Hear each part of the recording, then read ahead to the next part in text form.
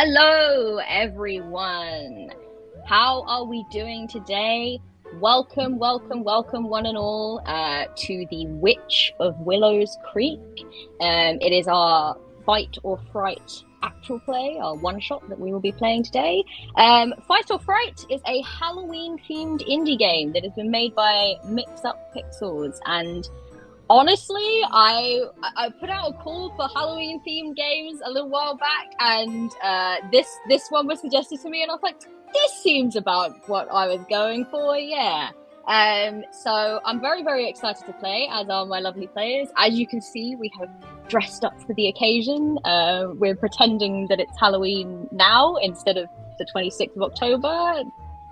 It's Halloween now, it counts, it works, it's absolutely fine. So, in case you are new here, I am Kat. I am known as the Law Mistress across the internet, or Law Mistress 93 across most social medias, because why would I match them up completely? That just seems way too organized. I use she, they pronouns, and I will be the Mistress of Candies this evening. So I will be facilitating the game and doing my best to make sure that I keep an eye on all the rules and keep my players herded-ish. And I will go now around and ask my lovely, lovely players to introduce themselves. If you could give us your names, your pronouns, your characters' names, and your characters' pronouns. And if you like, the little, I guess, closest thing to playbooks that you'll be playing, just to give us a little sneaky hint, but we will go a little bit further into characters once we get into game. So who shall I start with? I'm going to start with Sam. Hello everyone, my name is Sam, my pronouns are he, him, I'm known as Sam Size on the internet. I'm part of the team at Science and Sorcery, who smash together TTRPGs and science. I am playing as Max Brightman, 11 years old, and is the Jester as part of this game. I'm delighted to be here. Thank you very, very much, Sam. Next up is Ran. Ran, it's very dark where you are. It is purely a trick of light, which is very appropriate for me, I think, at the moment. Hi, my name is Ran. I use she, her pronouns. I am a theater director based in New York City. Very excited to play today's one-shot, All Hail the Mistress of Candy. I'll be playing Sadie.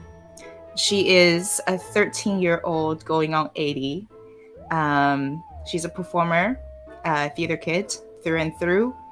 And her inspiration, which is the costume that she's dressed up as, is a mystic, which is the Wicked Witch.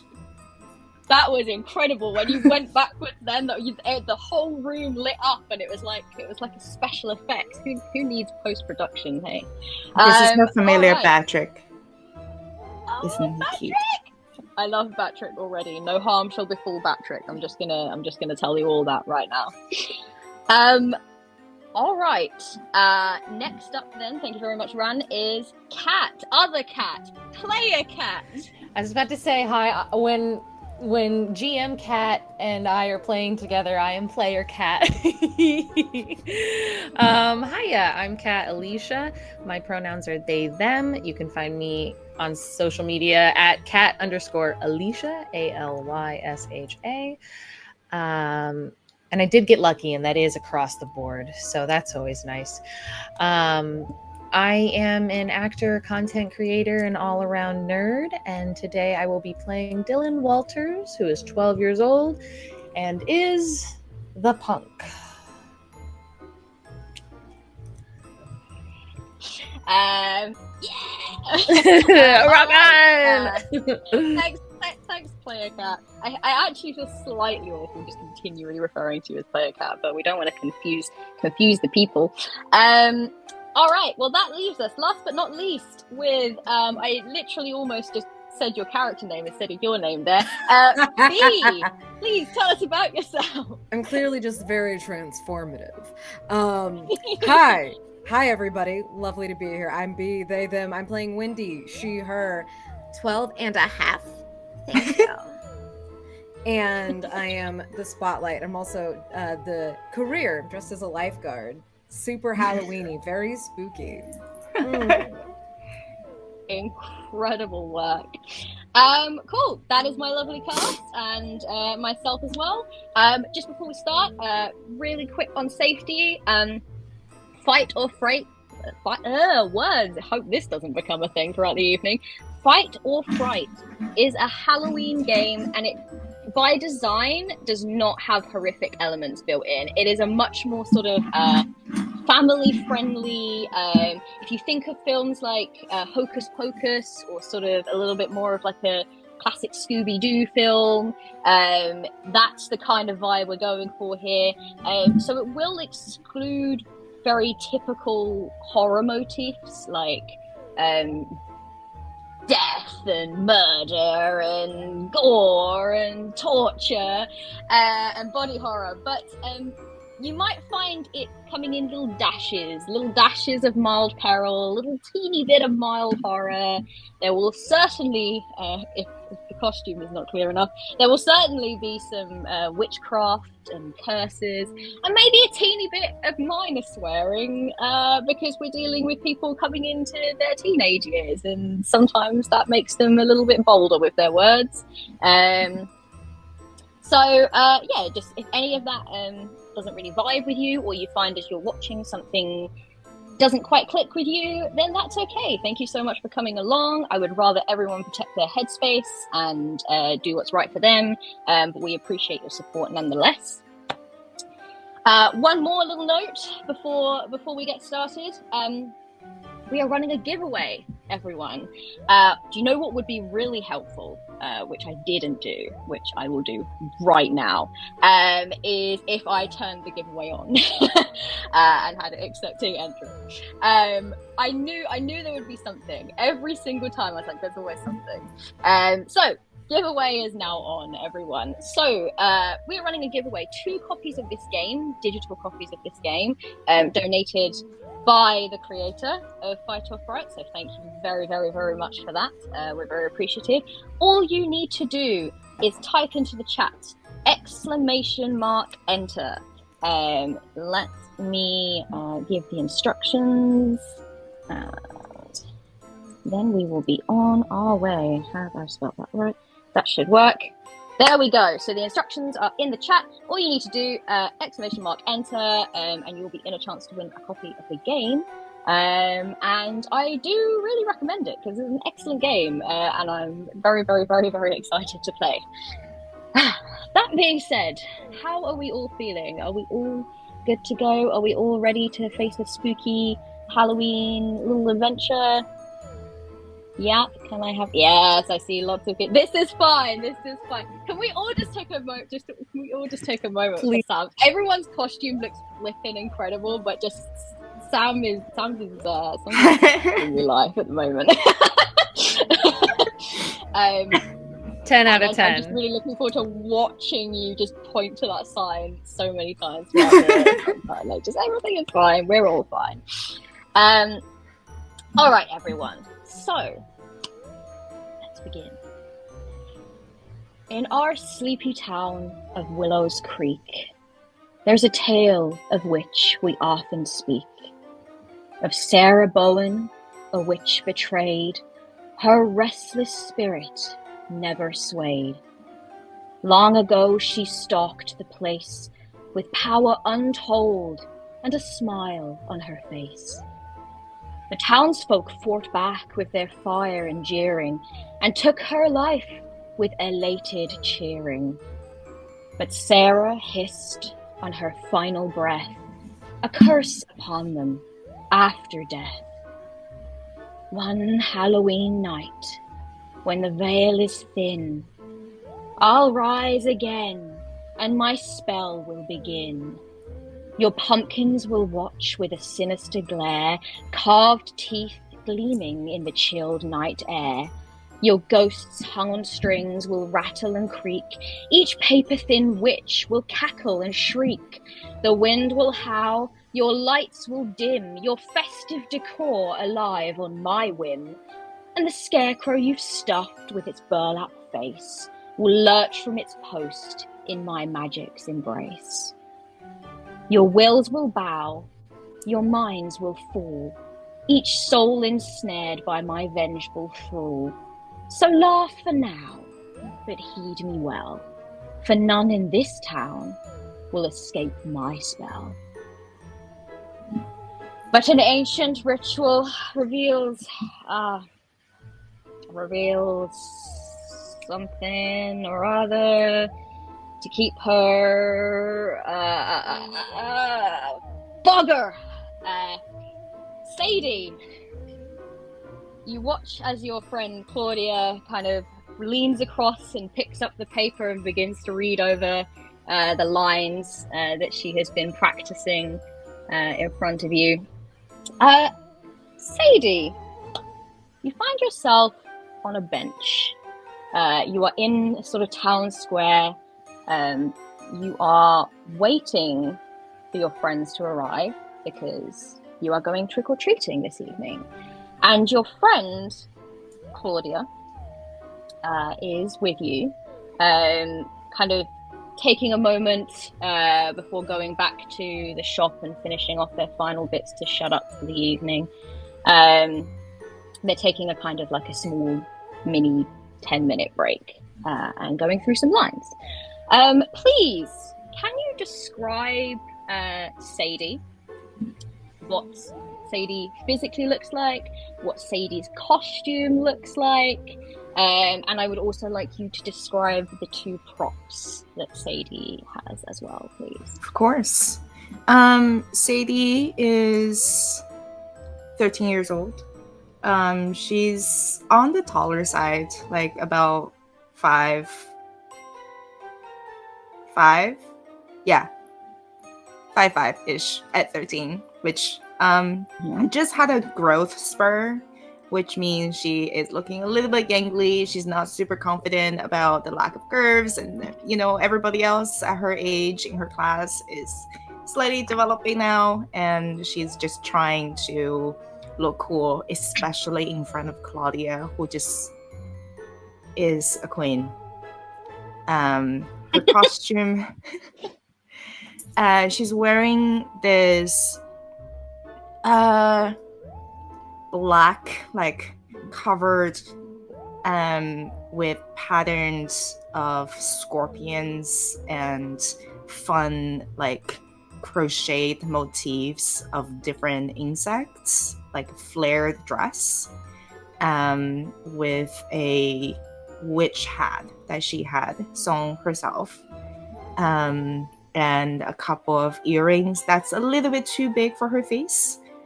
I'm holding these and presenting my first prop. These extremely supercalifragilisticexpialidocious nails. Is that genuinely the descriptive word you've gone for? Yes. Incredible. And holding a stuffed toy that she has. This is the last stuffed toy that her grandmother has allowed her to keep because she is a big girl now, and stuffed toys are not for big girls. But she is able to keep Patrick, her favorite toy, Bat, and she's calling him her familiar. Anyway. Incredible. And Claudia, you know Claudia quite well at this point, I would say. You've kind of made a bit of a friend. Claudia is a little bit older than you. Claudia's at 22. They have red hair, but it's kind of like swept to the side. Very dark green eyes that kind of always have this slightly mischievous sparkle about them. She's wearing, at this point, considering it's an October evening and a little chilly, it's a brave choice, but she's wearing shorts and a tank top. and she has a sort of like single kind of sleeve going up like the top of her left arm, a tattoo sleeve. There's a little locket that kind of hangs around her neck, and you know her from her work at the record store, literally called the record store, and it is the kind of like vinyl shop in town where they do a lot of music and they kind of play occasional gigs there. There's like a little bit out the back that's like an auditorium, essentially a small venue. But you also know that Claudia is an aspiring actress, and reads a lot of plays, as do you now, and is the one that kind of it's someone that I think that you trust immensely, and she's very good at sort of seeking you out and just making sure that you're doing all right. So she kind of sits and she reads her lines for a moment, and then she kind of just sighs and puts them to the side. I'll know them for tomorrow. I think you're doing great. If you want to do lines together, you know where to find me. Yeah, maybe tomorrow. You've got your friends are coming soon, right? Yeah, but I mean that I can just catch up with them later. End of game. She kind of like looks at you with an incredulous eyebrow, and she goes, "Come on now, tonight's the big night. You're dressed as what, Sarah Bowen?" Yeah, a little bit. I mean, she's kind of This is your grand unveiling. This is we're taking the B back in the surname. That's true, yeah. You can't miss it. And I gotta shut shop, so. Okay, so tomorrow, right? Tomorrow. Come find me at lunch. Okay. And she kind of like fidgets her nail a little bit. That's like almost already breaking off, because they're not appropriately attached or anything. Mm-hmm. I love that. Just trying to just slight slip and then trying to desperately glue it back on. She laughs and just kind of like grabs one of your finger and just presses at it to try and help you. And then leans in and says, "Look, your grandmother's gonna be wicked mad at Brown's again. Brown's Booms." And you can see the sign of the joke shop that is here. And normally, most of the year, it says Brown's Booms. But this time of year, as it does every year, much to the annoyance of the rest of your family, the letters have been kind of changed around. And the R has been removed, and it says Bowen's Booms instead, to try and capitalize a little bit on some of the tourism that comes from Sarah Bowen's name in town. Yeah, I just wish the name of Bowen doesn't have that stigma anymore, so that my grandma can just do Halloween again. She kind of have to be a little bit more low key.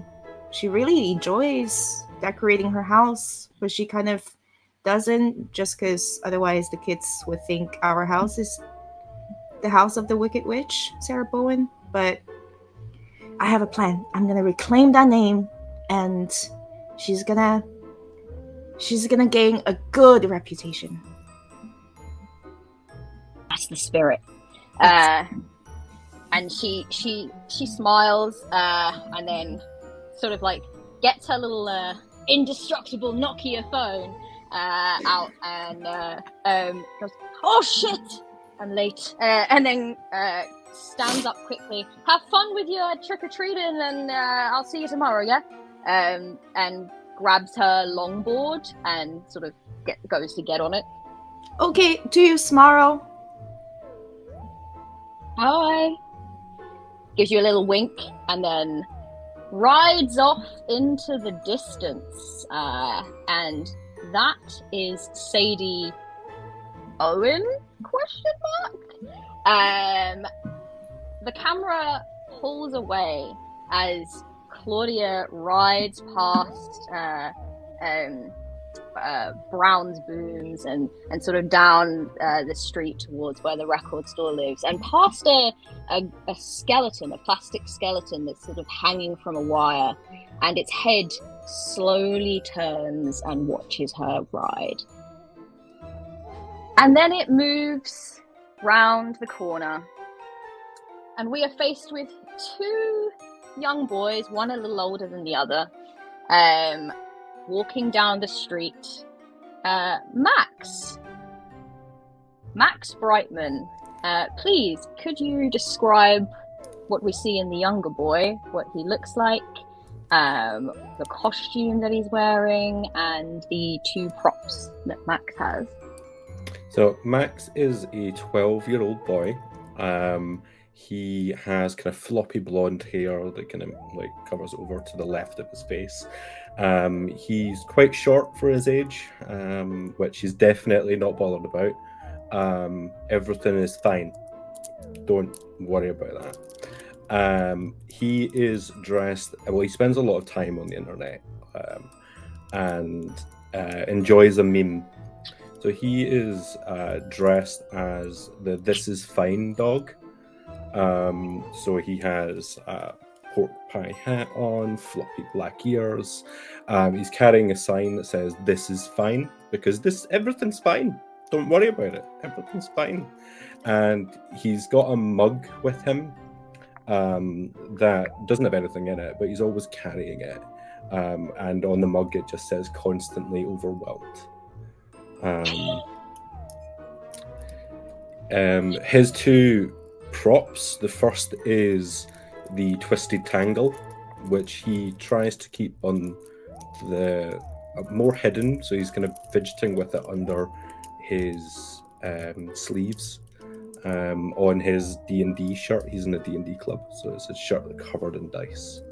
But the tangle is a small little fidget toy that he is able to sit and play with throughout. The other is Percival the Endless, which is his pork pie hat. Which, inside that hat, who knows what's in there? Incredible. And we find Max kind of walking alongside his older brother, Dex, who is looking a little less enthused to be here. He has been instructed by your mother to take you into town and to make sure that you don't get lost and that you are safe along the way. You would probably know, or he has at least vaguely kind of insinuated that he would have quite liked to have had other plans this evening. He's got kind of like messy light brown hair, brown eyes. He is what your mum will often describe as scruffy head to toe. He wears a kind of hooded jacket. It's got like little holes where the thumbs would be that he kind of sticks them through. His jeans are a bit ripped, and he is very tall. So I'm sure that that's fine. This is fine. That's fine. His appearance can be a little bit intimidating, in fact, I would say, to other people.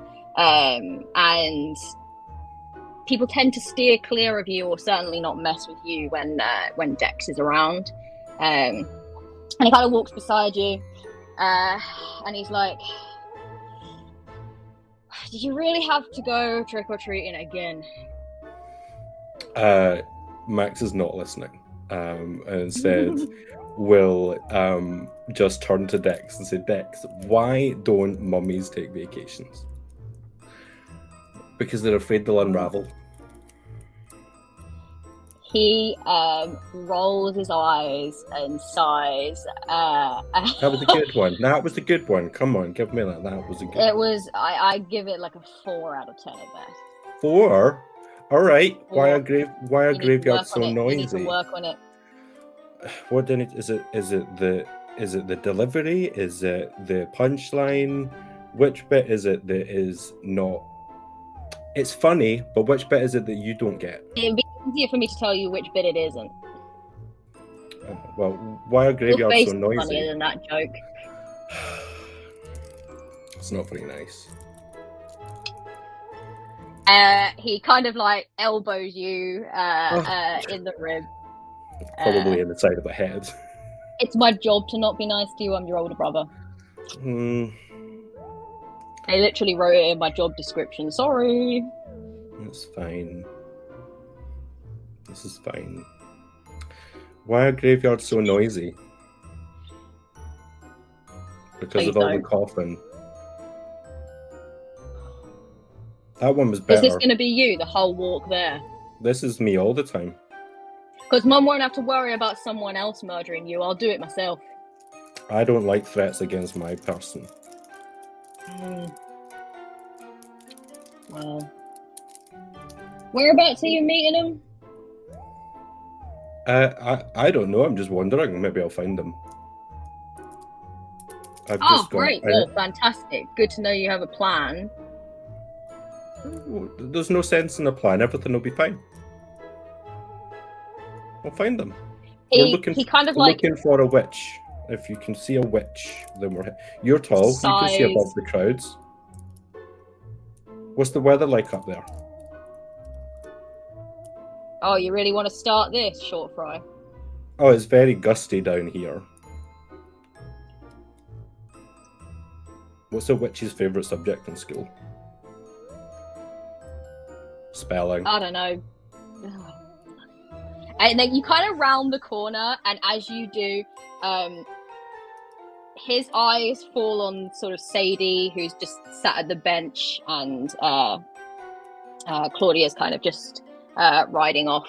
And he kind of mutters to himself, "Oh, thank God."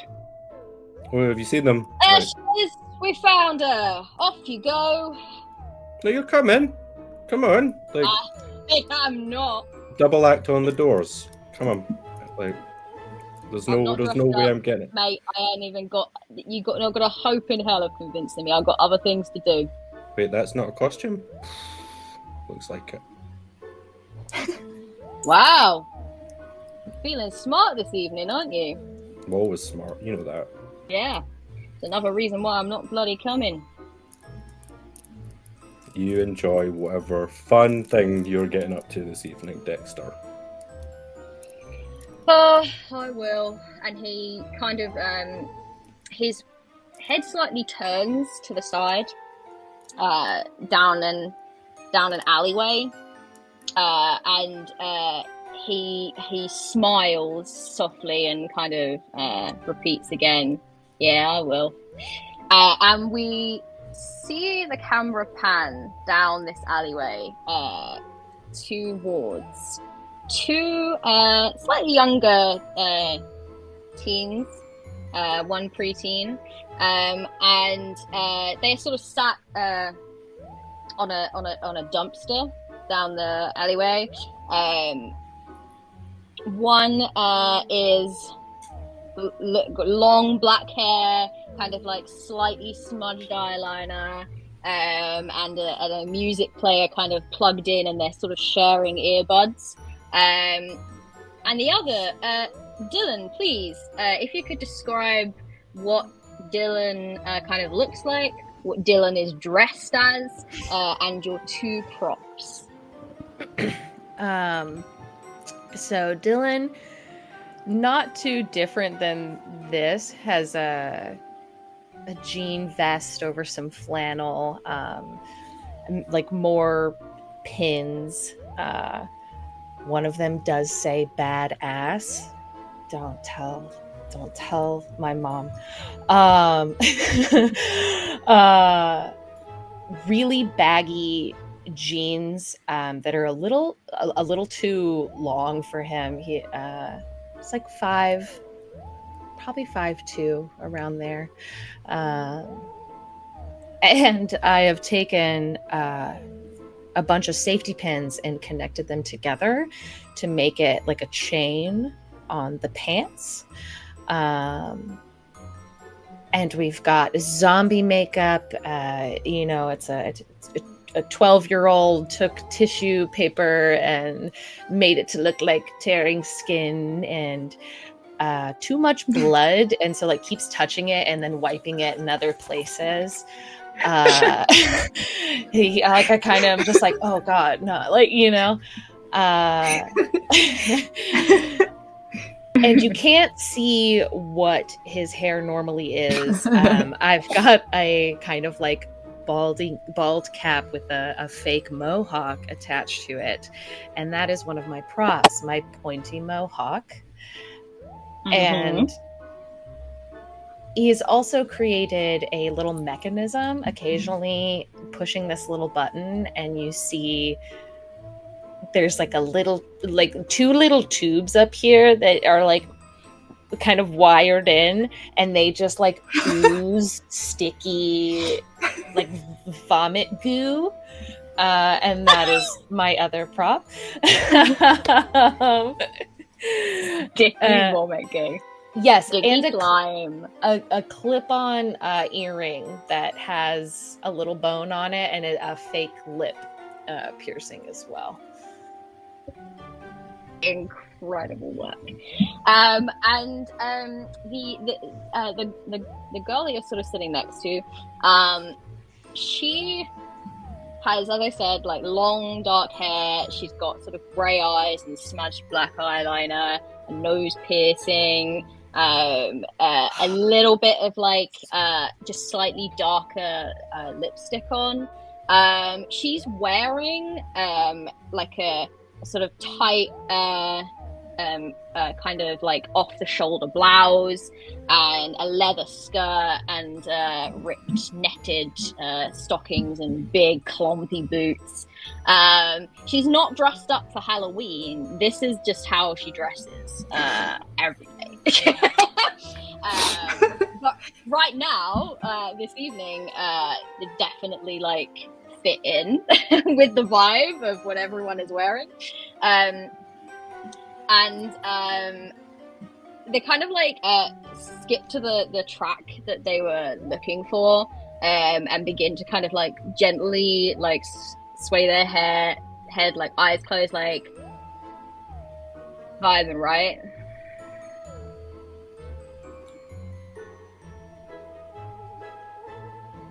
You're muted. I can't hear a word you're saying. These headphones are completely blocking you out. Oh, we can't hear you.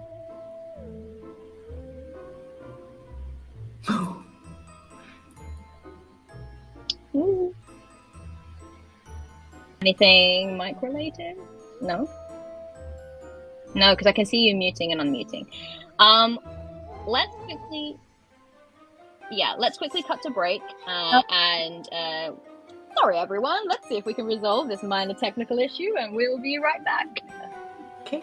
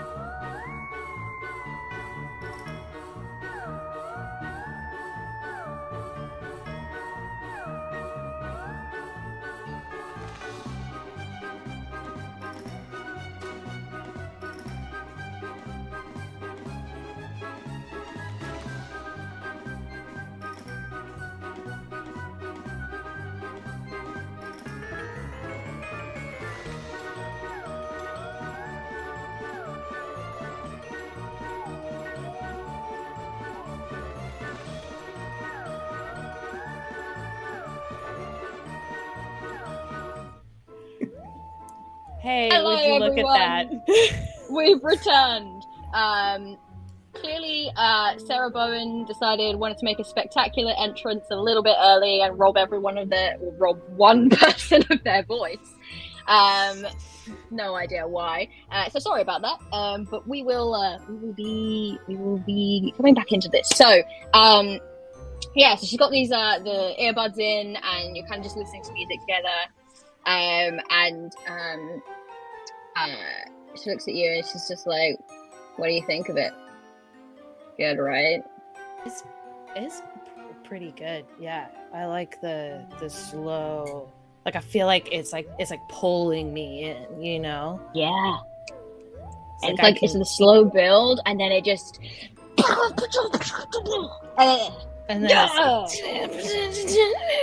it's like that. Yeah, it's so great. I love it. Thanks for showing it to me. This is great. Yeah, I'm excited to see what else is on your playlist. Yeah, I got so much on my playlist to show you. But you gotta go meet your friends or something, right? Yeah, we're gonna go get. I mean, we only got a little bit of time left to be able to go get free candy from people. You know, I feel like past the the big 12. I mean, yeah, I guess like trick or treating is kind of mainstream, but then like candy. Yeah, Sure, it's a little. Yeah, I just take advantage of that last little bit of candy because my parents wouldn't buy me candy this year, and oh my God. I know it's really lame of them. So I got to go get free candy, and to do. Parents are so fucking unreasonable. Don't tell them I said fucking in front of you. I won't. That was really. Hey everyone! Hey. We're back again. Wow, Gremlins be gremlining this evening. So sorry, and hopefully this will not continue to happen. But if so, then we will have to evaluate. But let's move on for now. So we'll jump back into it. As you kind of get up to go to leave, you notice that Kylie's kind of like just wrapping the earpods. Wow, just the earphones are kind of around the kind of like music player, and they briefly look up, and you can see that Max has just arrived with his brother, and she seems for a moment to catch Dex's eye, and she does that little like smile again that she gave you just a moment for, and she's just like, yeah, I'll shoot the shit or whatever. I'll do something this Halloween, but go, have fun. Yeah, definitely. She waves at him, and he waves at her. I just give the most like gentle, like I don't know that it's a glare, but more just like a panic, just like the slightest little like and then I will run over to Max. Okay. All right. Well, my big brother's really cool, isn't he? Yeah, hi Dex. Anyways, Max, yours is pretty good. That's really great. You look great. You know what? You've shown me before. Oh. Yeah. I've shown it to a lot of people. I forget. I mean, yeah, but then now everyone's gonna know, like they're gonna get it, and that's pretty cool. Yeah, because this is fine. This is fine. Everything's fine. It's always fine. No worries, folks. This is fine. Sadie, you can also see your friends are just kind of like milling and sort of working their way towards you. Yeah, she's gonna try to like go there and herd the cats a little bit because they sometimes look up to her as like the big kid, I suppose. She's gonna start walking over them. I cannot believe I said to you tomorrow. It's so embarrassing. Hi guys. Hi. How are you doing? I'm okay. Just Claw has to go, but we're good to go, right? We're gonna get Reese's. We're gonna get York Minx patty. Which one is your favorite again, Max? We're gonna make sure nobody bullies you. Oh, no one one will ever do that. I am taking a bit of a sugar break. Oh. Bad for your teeth, you know. Okay, so that means you'll take all my the weird peanuts that Mrs. Johnson gives out sometimes. 'Cause I don't Yeah. want those. Wait. I mean, you know that I have a peanut allergy though, so probably. I do. Somewhere I've got an EpiPen. Got an EpiPen.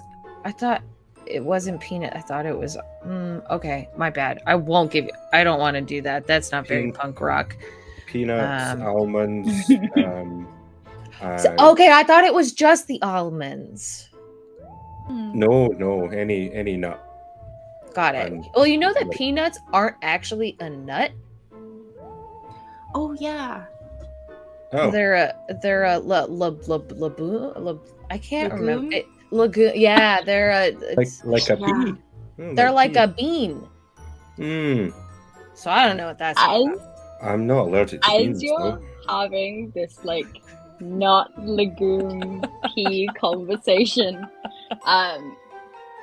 the camera kind of pulls away from the three of you, and it briefly follows as Kylie and Dex kind of come together and start to walk their way down the street and chat. And as they round the corner, they're face to face with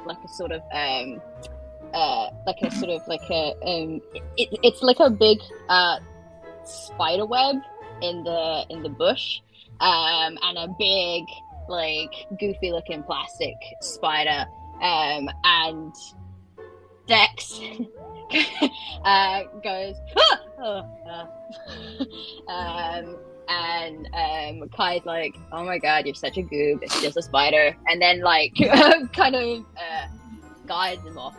And as they kind of walk away, one of the legs just twitches ever so slightly. We then move over the hedge to the town library and through the window. And inside we see, Wendy Miller, tell us, what do we see? Please describe Wendy's costume and the two props that Wendy has. So Wendy is probably average height for about a 12-year-old. She hasn't hit her growth spurt yet. She's got her blonde hair pulled back in a ponytail. She's dressed as a lifeguard. It's wildly inappropriate for the weather. She's in shorts, and she is inside because she's trying not to go back outside because she realized she was freezing her butt off, but she doesn't want to cover up her costume, and so she's just gonna have to suffer for fashion, I guess. But yeah, so that's who we see. And she's got a whistle around her neck, which she has been told to not blow in the library, and she's got a little floaty that I don't have, but she's got one of those little bad lifeguard floaties. It's fake. Mm-hmm. All right. And as you're sitting there, you're kind of scrolling through your messages, and you look at the last little conversation exchange that was sent, and the last message that you sent was from about half an hour ago, and it said, "Where are you guys?" And then the one that has been sent by one of your few friends who you're supposed to be meeting, let's call her Stacy. Stacy has sent a little message back saying, OMG, Wendy, you didn't think we were actually trick-or-treating, did you? You're so funny. See you tomorrow. We're going shopping. Oh no. And as you're kind of like reading, and this message was probably sent about 5 minutes ago, and you've probably just been sat there looking at it for the last 5 minutes. Just Miss facing Underhill, hands. the town librarian, kind of makes her way in. She has mousy brown hair that's kind of swept up into this bun, very thick spectacles, plain button-up blouse, and a very, very long skirt and thick tights on. So she's very dressed for the weather. And she kind of sweeps her way in, and she's just like, "Oh, Wendy, I didn't realize you were still here. Everything okay?" No, I wasn't supposed to still be here, but apparently I wasn't in on the joke, and I'm not going trick-or-treating. No one's here, but I dressed up and everything, and it's just, and now they're gonna think I'm an idiot.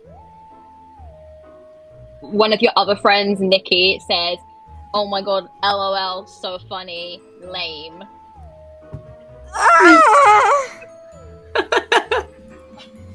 Oh my god, Be I'm all dead. that bad. What, your friends don't want to go trick-or-treating? No, they don't. And Right. we said they did, and apparently it was a joke that nobody told me, and now I'm gonna look like a nerd. And oh my god, I'm dead socially. I need to move. I need to change my name. I need to shave my head. I don't know. Just leave the country. I mean, is it that you're really upset about, or more that you were excited to go trick-or-treating? I mean, this is kind of probably the last year we can do it. So it seems kind of like silly to not do it. I mean, like, I don't know. They just said we could like hang out and look cute together and like get free candy, and like, I don't know why they wouldn't want to do that. She kind of like sits herself down, sort of like sweeps her skirt under her hair, and you know that this is Miss Underhill getting into I'm about to drop some advice mode. I'm getting into she just goes, "Well, I mean, listen, I'm sure there are plenty of groups of kids that would love to spend some time trick-or-treating with you, and frankly, maybe it's good to make new friends. Your old ones, these people, they don't sound very nice if they're laughing at you from Yes. coming to a plan that you all agreed together."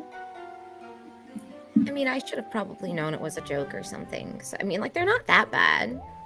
You know, they're like, we hang out. We go to cheer practice together, and we like do a bunch of stuff together, and we like the same stuff, you know, and most of the same stuff.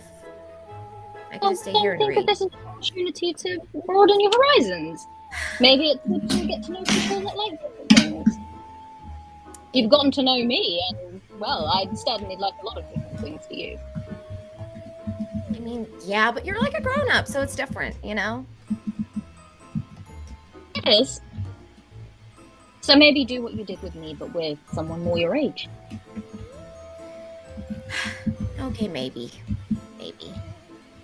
It's not social suicide. You won't have no friends because you're very good at making friends. Thanks, Miss Underhill. I appreciate that. I saw some kids outside, actually. They were at the bench in the town square. I was looking out the window at them. They were dressed up great. They looked like they were going trick-or-treating. Go on. Okay, I guess I'll like just go find a random group and say hi, I guess. Oh god. Exactly what you should do. Okay. Okay, fine. And she like puts away the book that she was fiddling with and like is like, okay.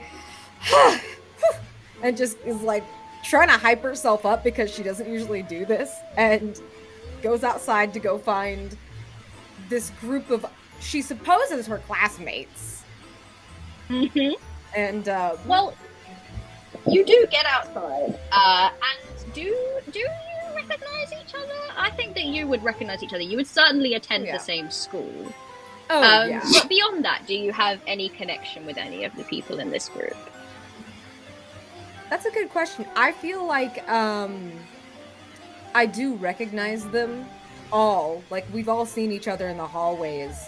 And I don't know if Sadie and I have spoken out loud, but we have maybe been reading the same book and maybe been leaving notes in the little, like the same library book, and leaving notes on the little card about it. Mm-hmm. And I don't know if we know each other's faces.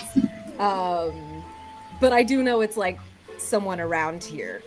And I think I recognized Max and Dylan.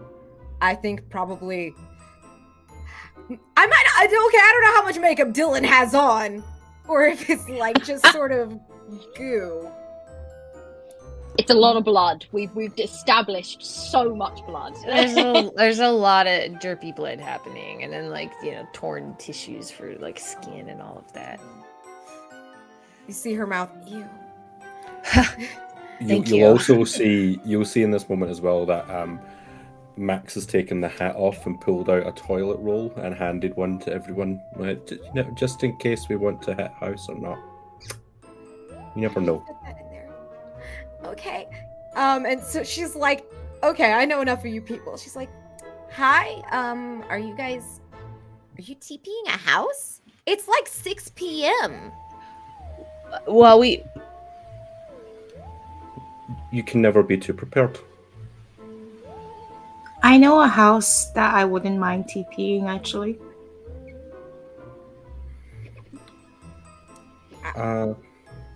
We can't hear Dylan. Dylan, I think that your mic's gone again. But wait, no, we're back. There you go, We're back. there you go, Oh, you're we back. can hear you. Okay.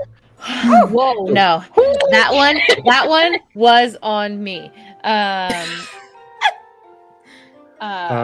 But which house do you want to, like, maybe TP, Sadie? The joke shop, you know, No. every Halloween it keeps changing its name, and it just really gets to me, you know. You know, instead of doing that, maybe you could file a petition with the city.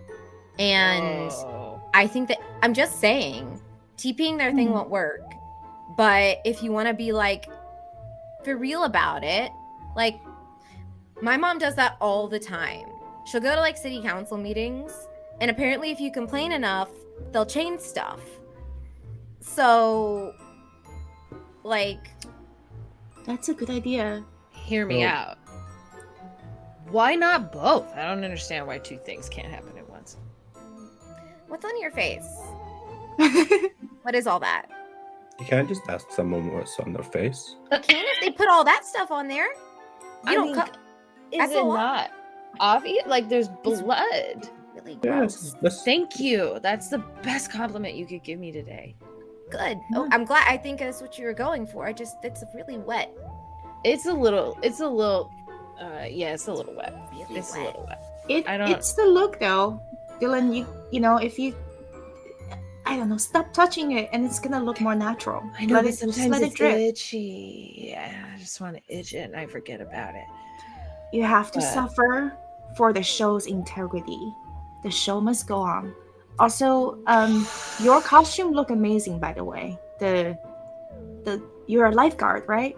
Yeah, what's Yeah. all over your face? Yeah, the chalk is Yeah, perfect. it's fake sunblock.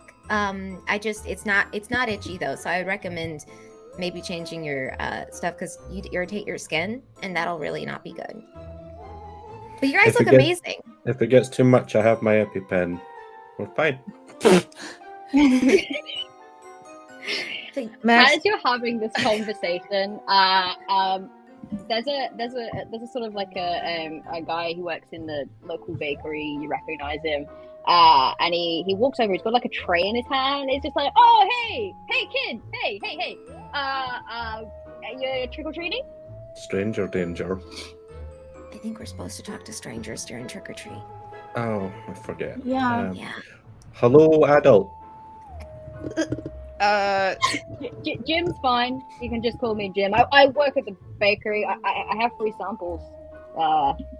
Oh, I quite like to get rid of them before the end of my shift, and you are trick-or-treating. So, Yep. you know... do you have Great. options? Hi, Jim. Do you have options without sugar? We're really I on one didn't tonight, know aren't that we? You would really care about that. But, you can take a couple each. Anyway. Okay, Thanks, Do you have Jimmy. nuts in? thank you. I think maybe these ones have a little bit less sugar, and he kind of like picks it up with the tissue and just like taps it on the tray, and the sugar dusting falls off. And he's like, "Yeah, see, like basically sugar free now." Was this cooked in a place that also cooks nuts, or was it separated? Or I have never ever. Oh, you have an allergy? Yeah, we separate all of our stuff. Don't worry. okay, I'm still not going to eat it, but thank you, adult man. Jim. I like It's Jim. Jimmy. Is Jimmy okay? I like Jimmy. I think Jimmy's pretty great. I'm loath to add an extra syllable where one doesn't need to be added, but you know Have what? you- If it will make you take these treats, sure, call me Jimmy. Call me Jimothy if you like. Like Timothy is so punk rock. Yeah, but you know, Klaus gave me an album called oh my god, I forgot what it's called, but there is a character in a song called Saint Jimmy. Maybe that's why it's punk rock, you know, right? St. Jimmy's coming down. Yeah. Yes. That's the You know that one? Yeah, I know that one. Kai It's showed so me. good. It's really good. It's a good one. Dex said that band sold out. The Dex doesn't know what he's talking about. He does. He looks between all of you so confused because I don't think he's ever had a group of kids fight back and take like candy straight out, especially on like Halloween night. But there is enough on the tray for you all to take 2 candy each, which are I've actually taken. like are a resource in the game Yes. that you use to do things. So there is a reason why I'm giving you candy. It's not just for the- Yeah. So fun. 2 candy each. Yeah, two candy each. 2 candy each. Well, make sure that Max takes the one that's almost sugar-free. Max, do you know Yeah. It's got like all the sugar dusting has come off of it, and they're all completely peanut free. I promise. Okay. Never in my life as a GM have I had to sit here and be like, "Is it peanut free?" I really became Jimmy in that moment. I was like, I'm so panicking. Did I put peanuts in this candy? I have no idea. I apologize. Wow, that was an experience for me. Got real. Well, I'll hold on to these for now. Maybe trying to cut down, but yeah. Max, it's Halloween. You don't have to cut down on Halloween. It's kind of like a gimme. Yeah, Right. see, listen That's to your true. friend. Yeah, Oh, you're still here, adult man. Oh, I Sugar. second this. sugar consumed on Halloween does not count. It does not actually enter your body. It goes to a different space, and it disappears after Wait, Halloween. Sadie, really? Yeah, She's yeah, right. it's a thing. oh, That's so cool. I didn't know that. All of a Okay. sudden, Okay. as you're talking, you suddenly become aware that, you know, Jimmy has been standing here and he's been looking like a little bit confused at you all, and he's slowly sort of stepping away. Then he looks up at the sky, and his eyes widen, and you're all kind of pulled from the reverie of conversation by the sound of him dropping his now empty tray with sudden movement, and he gasps reacts with shock and begins to run. And he is looking at something behind you. I turn around. I don't know about y'all. Yeah, Max, what's did you wrong with scare him? away Jimmy? He was a perfectly nice adult man. And No care for the kids that are left in this square, wherever he's running from. Jerk. Yeah, well, I'll turn around as well. slowly spin. You slowly turn around, and you can see it's been it was like as you were coming towards the center of the square, the sun was setting. At this point, it dips below the horizon, and it's like the sky just suddenly goes very dark very quickly. But it takes on this purplish, pinkish glow, which doesn't feel quite natural or right. And the sky seems to start to move and shimmer with sort of a sort of smoky texture. And this texture moves its way down through towards the buildings and into the side streets between. And coming out, you notice figures. Strange, clunky figures in this sort of purplish, pinkish smoke that seeps its way towards you.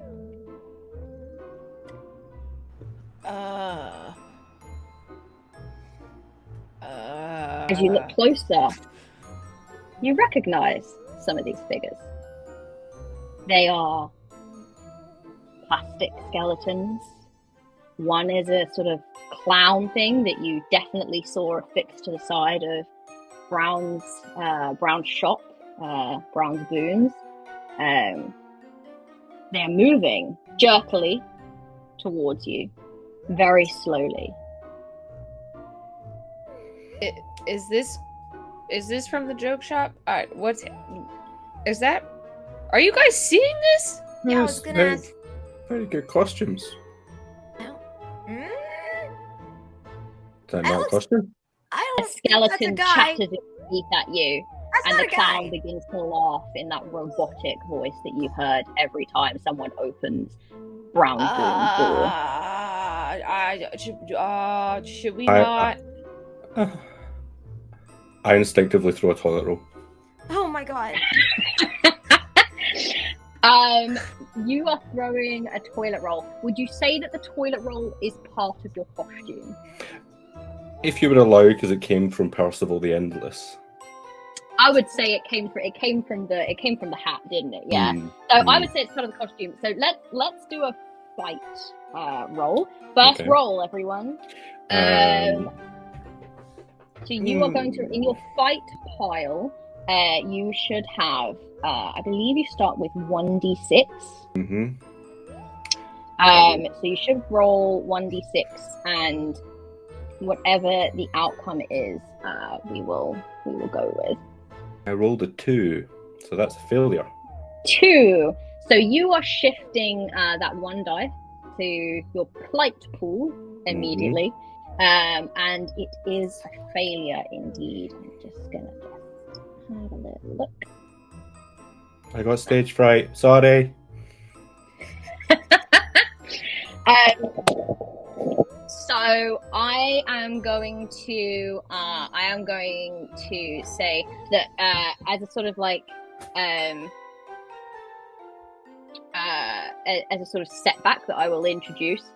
You throw this toilet roll, and it throws completely wide, and the skeleton actually like watches it go past and completely spins its head 360 degrees twice, and then settles on you and chatters its teeth again. 2 of the nearby skeletons begin to jerk towards you a little bit faster. Oh. That was Ooh, a waste of a toilet roll. I think we need to run. wait, What?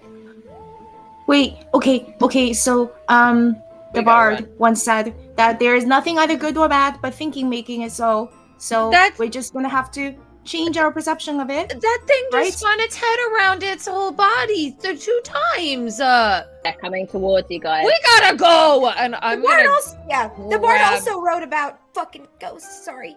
Don't tell my mom I said that. It's okay. Scared. It's okay. Can I? The skeleton reaches out its skeletal arms towards you. I'm grabbing Sadie's hand and running. Because it seems she's the only one not wanting to go. They're just theater props. Trust me, they always go automatons like this. You just have to find. If you're like half running, explaining this. You just have to find the off switch. There is like a pull. No. You can pull it. Normally I trust you, but right now we need to run. Are you all running? Are you all running away? Yeah. As you're running, you can hear them kind of clumping after you.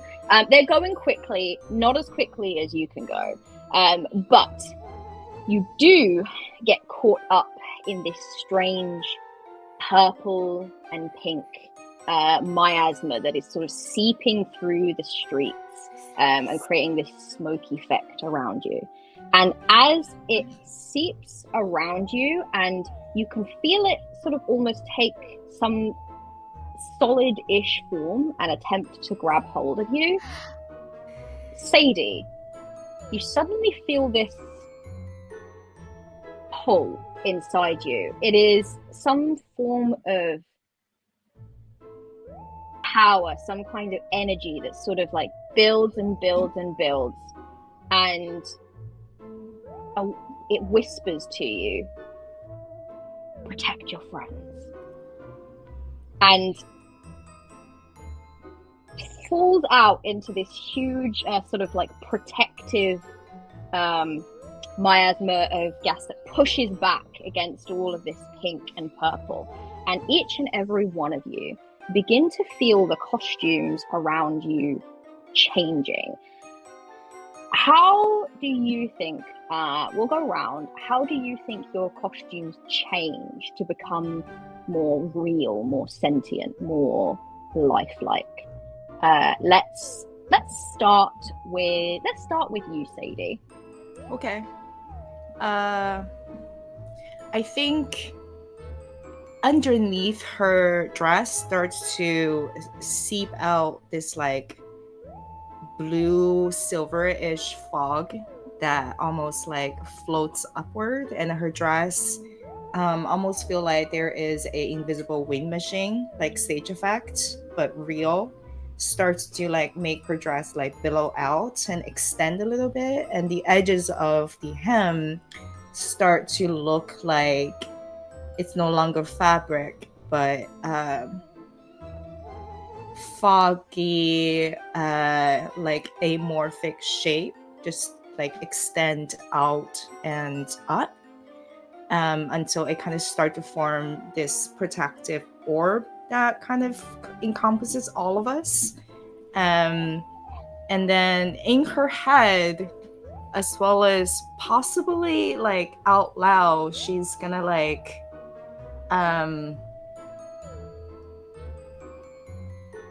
this is like in a way her defense mechanism as well as like somehow hoping that this is going to protect her friends. She's gonna start to sing Defying Gravity. Yes! Incredible reference. I love that. Yeah, so, oh goodness, such a theatre move. I freaking love it. If this were me in real life, that is absolutely what I would do. No question about it. If I started flying and I'm dressed as a witch, I'd be like, well, there's only one time in life I might be able to do this. Flipping incredible. All right, Max, you are also caught up in this and you begin to feel the changes happen. What does that look like for Max? I think that like running along and like starting to feel these changes, and I'm just over and over and over just saying out loud, "It's all fine. This is fine. Everything will be fine. Nothing that will be okay. That everything's fine." And then you start to see like appearing in the air beside me is just a thought bubble, that comes into being. And you start to see that it writes out in midair, "This is not fine. This is not okay. Things are terrible." And you're seeing the actual inner thoughts of Max that he's not saying out loud. And meanwhile, you start to see like kind of shimmering flames from around his clothing, as though everything's on fire. Everything's fine. This is fine. This is absolutely fine. And as those flames begin to rise, smoke sort of starts to come out of them and joins in with this sort of strange smokiness that is also emanating from Sadie. Meanwhile, Dylan, what about you? You see how the little crappy like paper clips do morph into like solid chains, and they're like, really nice. I was wearing kind of like a crappy little pentagram like pendant I had put together, and it like molds into like this really beautiful kind of almost imprints on the skin.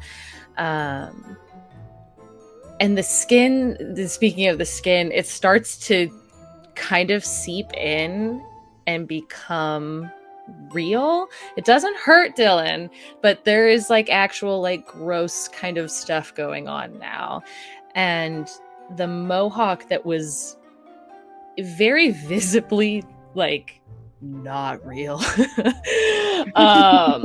kind of absorbs and turns into this very solid like spiked kind of Liberty Spike mohawks, and they are so pointy, so tall and straight and pointy.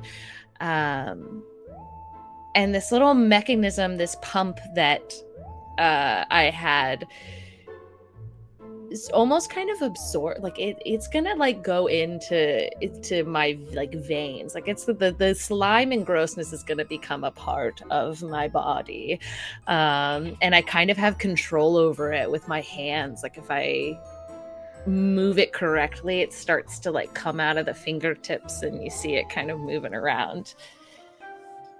And metal. Yeah, it's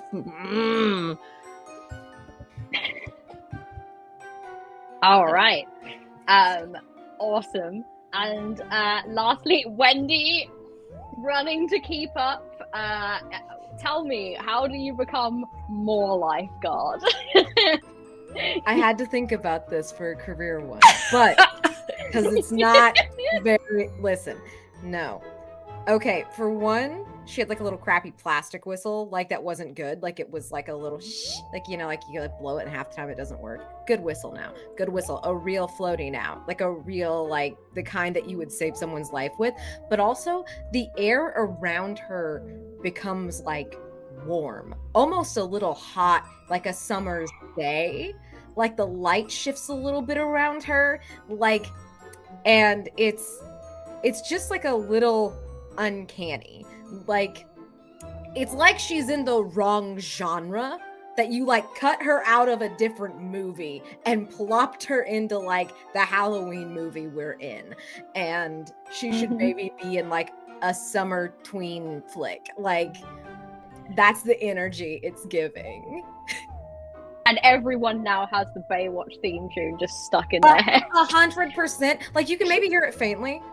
Maybe hear the Baywatch thing. And like the uniform actually looks real now. It doesn't look like maybe that she made it herself from stuff that was in her closet. And somehow the Baywatch theme tune and Defying Gravity just harmoniously blend into this beautiful piece of there is a key change that happens so organically in the middle of Defying Gravity when the Baywatch music kicks in, and then now it's this perfect mashup of Defying waves. Defying wave. It Yes, just provides this is Sadie not how I backing. imagined this Halloween game to go, but I'm absolutely here for it. All right, so you begin to feel this change, and at this point, there's no denying it. There's no denying this sense of magic and wonder. You are changing. The costumes that you're wearing, they're no longer bits of wood and plastic and paper and cardboard. They are now real. They are part of your essence. They are connected to you, and you are connected to them. And you feel like you have been shielded in some way from whatever is happening to the rest of the town. You watch as these kind of like this kind of change repels these creatures that were chasing you, and it's like they no longer see you. They kind of fall back into this sort of like slow walk and disappear off in different directions, and you find yourself in the middle of Willow's Creek once more, but it is much changed. Everything is glowing. You can hear the sound of strange noises, clacking of wood, the rustling of paper, and as you look around you, you cannot help but be reminded of Sadie Bowen and her curse, the curse that she promised upon the town. And you rack your brains. I said Sadie, didn't I? I meant Sarah. Sarah Bowen. Sadie is lovely. We love Sadie. Plot twist of all time. Sorry, Sarah Bowen's curse. And Sadie, you rack your brains because you've been practicing that poem with Claudia for a good half an hour before your friends arrive, and you've been reading it over and over and over to help her with her lines. And you remember the next part, that an ancient ritual reveals a way to keep her angry vow at bay. First, go to the well that's wet with tears. You'll find the thing that Sarah most fears. Then to the graveyard, cloaked in gloom, her best-kept secret spells her doom. The O'Loughlyns hold the key to the final part, for it was one with their name who took her heart. With these three gathered by her kin's hand, her wrath might yield to a stronger command, for when this spell is correctly cast, they say Sarah Bowen will find peace at last. And with that, I think this feels like a good time to take a break, everyone. So we're going to go on a very, very quick break. Gremlins have kind of robbed us of a little time this evening, but that's absolutely fine. We will be back in about 5 to 10 minutes, everyone. How does that sound to everyone, break time wise? That sounds good. Yeah. Awesome. So yeah, we'll see you in 5 to 10 minutes, and we will resume, and hopefully this plucky group of kids with only just a minor amount of anxiety, because everything is fine. This is Everything fine. is This is all fine. We'll be able to save their now slightly cursed pal. So thank you all for coming along. Hope you've all been enjoying it. Please enter the giveaway. It's !enter. We are giving away 2 copies of this very game, which so far we are all having a lot of fun playing, and we will be back. So cheerio, everyone. See you in a little bit.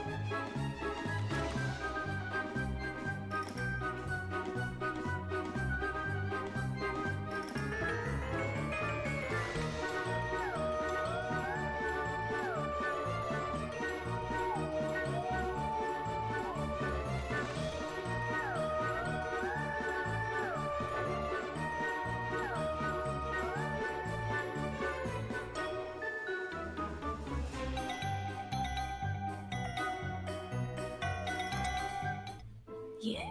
Hey everyone, we are back with our Halloween adventure, our Halloween game of Fight or Fright by Mix Up Pixels. Just before we dive back into the action, we are running a giveaway. Please, it's !enter if you want to be in with a chance. We have 2 copies of this game to give away, thanks to an incredible donation from our the lovely creator of this game. So big thank you, Mix Up Pixels, and please enter if you would like to try to win, and I will draw the results at the end. Yeah. I hope everyone is okay. We're going to dive back into the situation. So, our lovely players have just been caught up in a magical curse of some kind, and they find themselves in a town much changed, and yet not changed at all. All the buildings are in the same place. Everything looks the same, but there's this strange sort of like purple, pink, kind of like smoke almost in the air. It's shifting through the sky. The moon is nowhere in sight. And well, it seems like maybe some of the town's decorations might have come to life. Sadie, you were reminded of the sort of like second half of that poem, and really, if this really is Sarah Bowen's curse, that is your best bet in order to maybe get out of it. Yeah. What would you all like to do? Well, guys,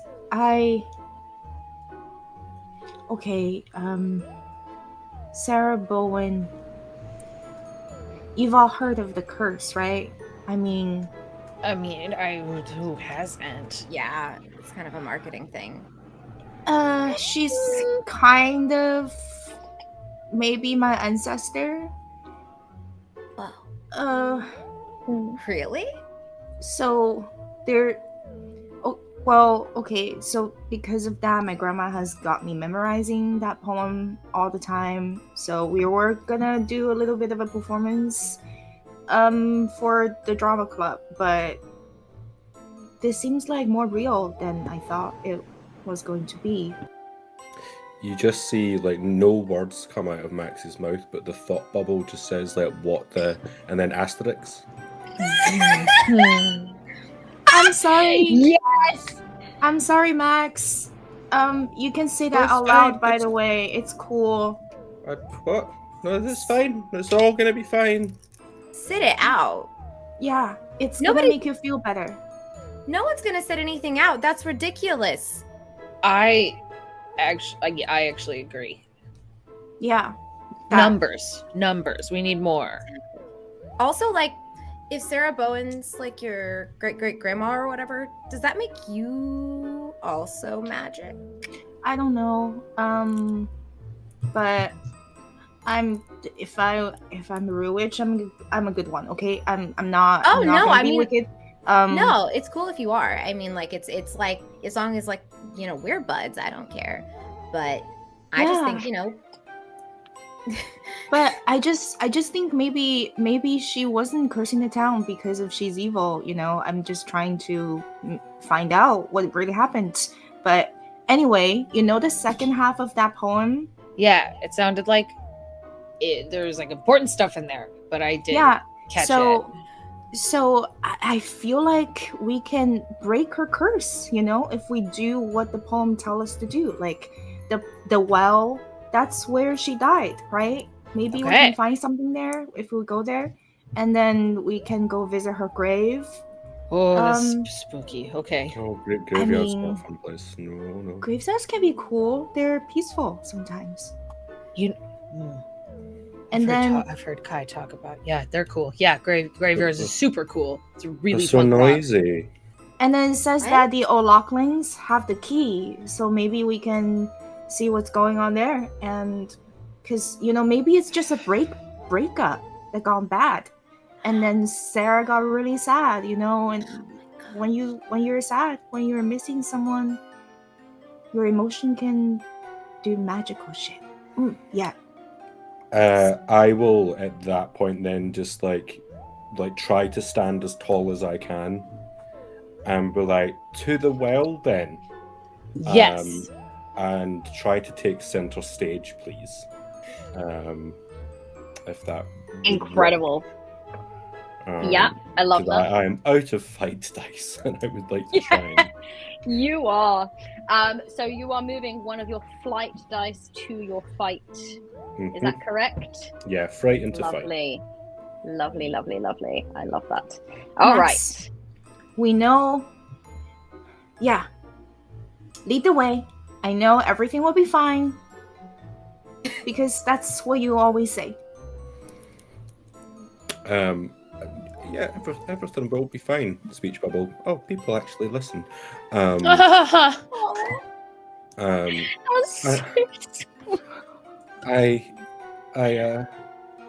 Well, to the well. I don't know where I'm going. Well, how do we get to the well? You just Sadie will kind of go over to Max and like kind of almost push him a little bit to steer him to the right direction. Something's pushing me in this direction.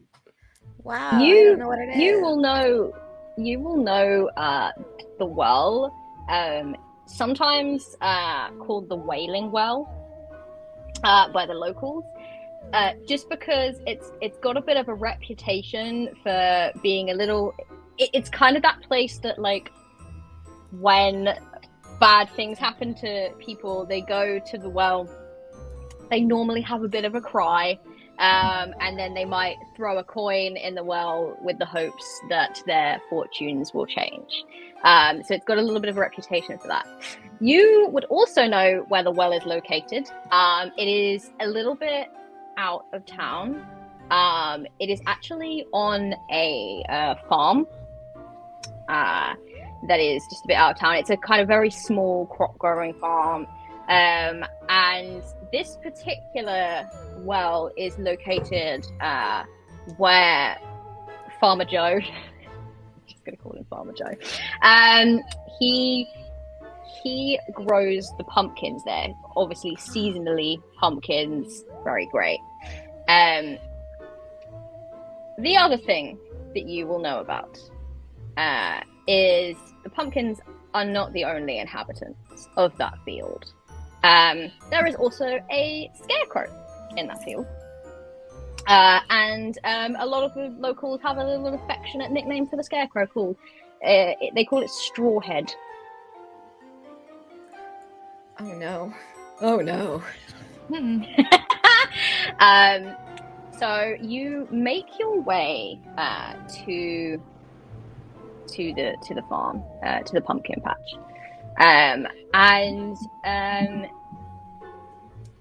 as you do, how are you approaching this? Are you trying to go quickly, or are you trying to go like a little bit more like sneakily? I don't know. Are we? Because I could slip into the shadows and use one of my tricks and see if I can sneak on in. I mean, you could even like try and kind of like feel free to kind of do something to try to make your journey there a little easier. Yeah, we want to do that. Go for it. Yeah, use your cool zombie powers. Okay, so to use a trick, I'm so sorry. That's fine. So if it is a trick, it's part of your costume that you're using. You are looking at rolling fight. Okay. And you so you roll from your fight pile and tell me what you roll. You got it. Oh no. It's a 1. It's a 1. Oh no. Incredible work. I lose that, correct? It goes into plight. Okay. It goes into your plight. And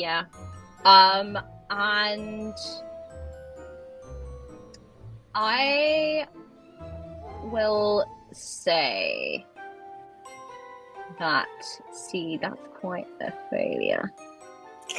I will say that